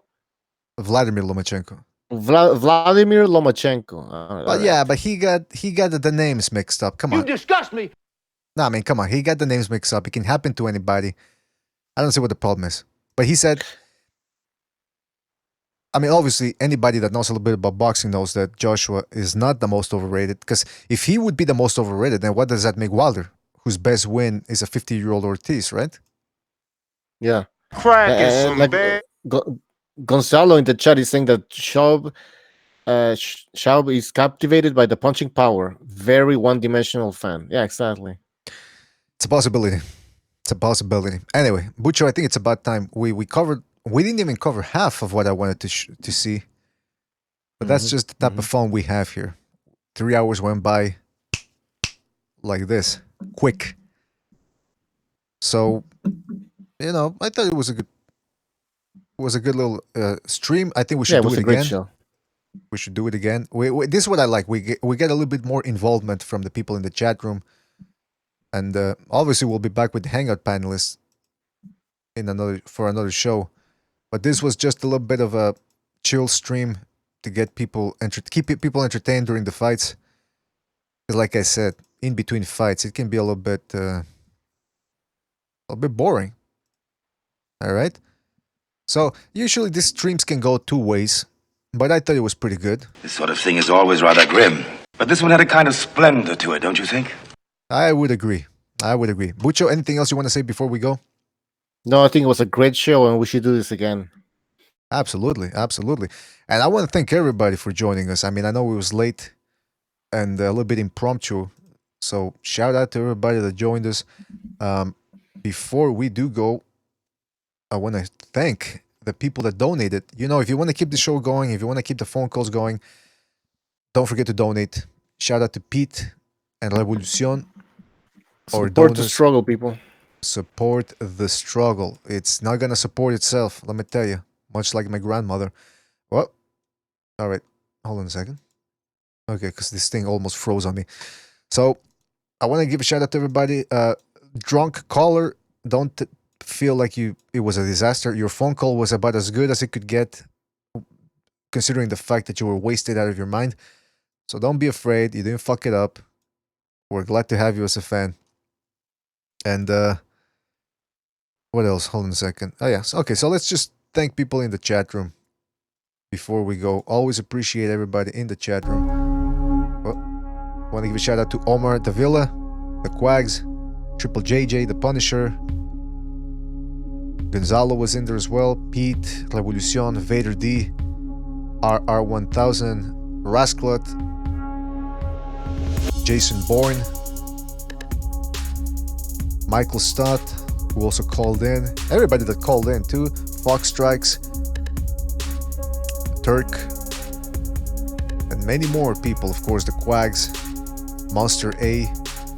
Who am I missing? I hope I'm not missing anybody. The Punisher. Alright, so thank you guys for joining us. Hope you had fun. I certainly enjoyed myself. Bucho, how about you? You have fun?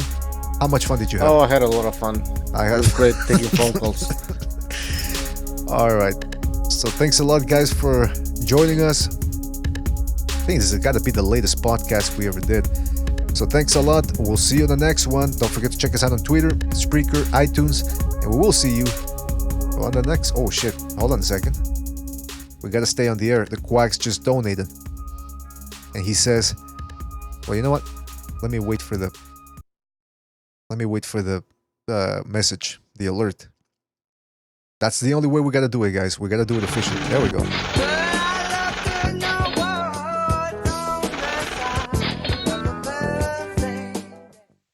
Shout out to the Quacks for that non-deductible tax donation. Keep it up, Quacks. And he says, good shit, fellas. Thanks, Quacks. We appreciate it. And we appreciate all of your contributions and all the fact that you listen to the show and the fact that you support us. Thanks a lot, guys. We really appreciate it. And like I said, we'll see you on the next one. Keep us updated on everything about the struggle. And take care out there, guys.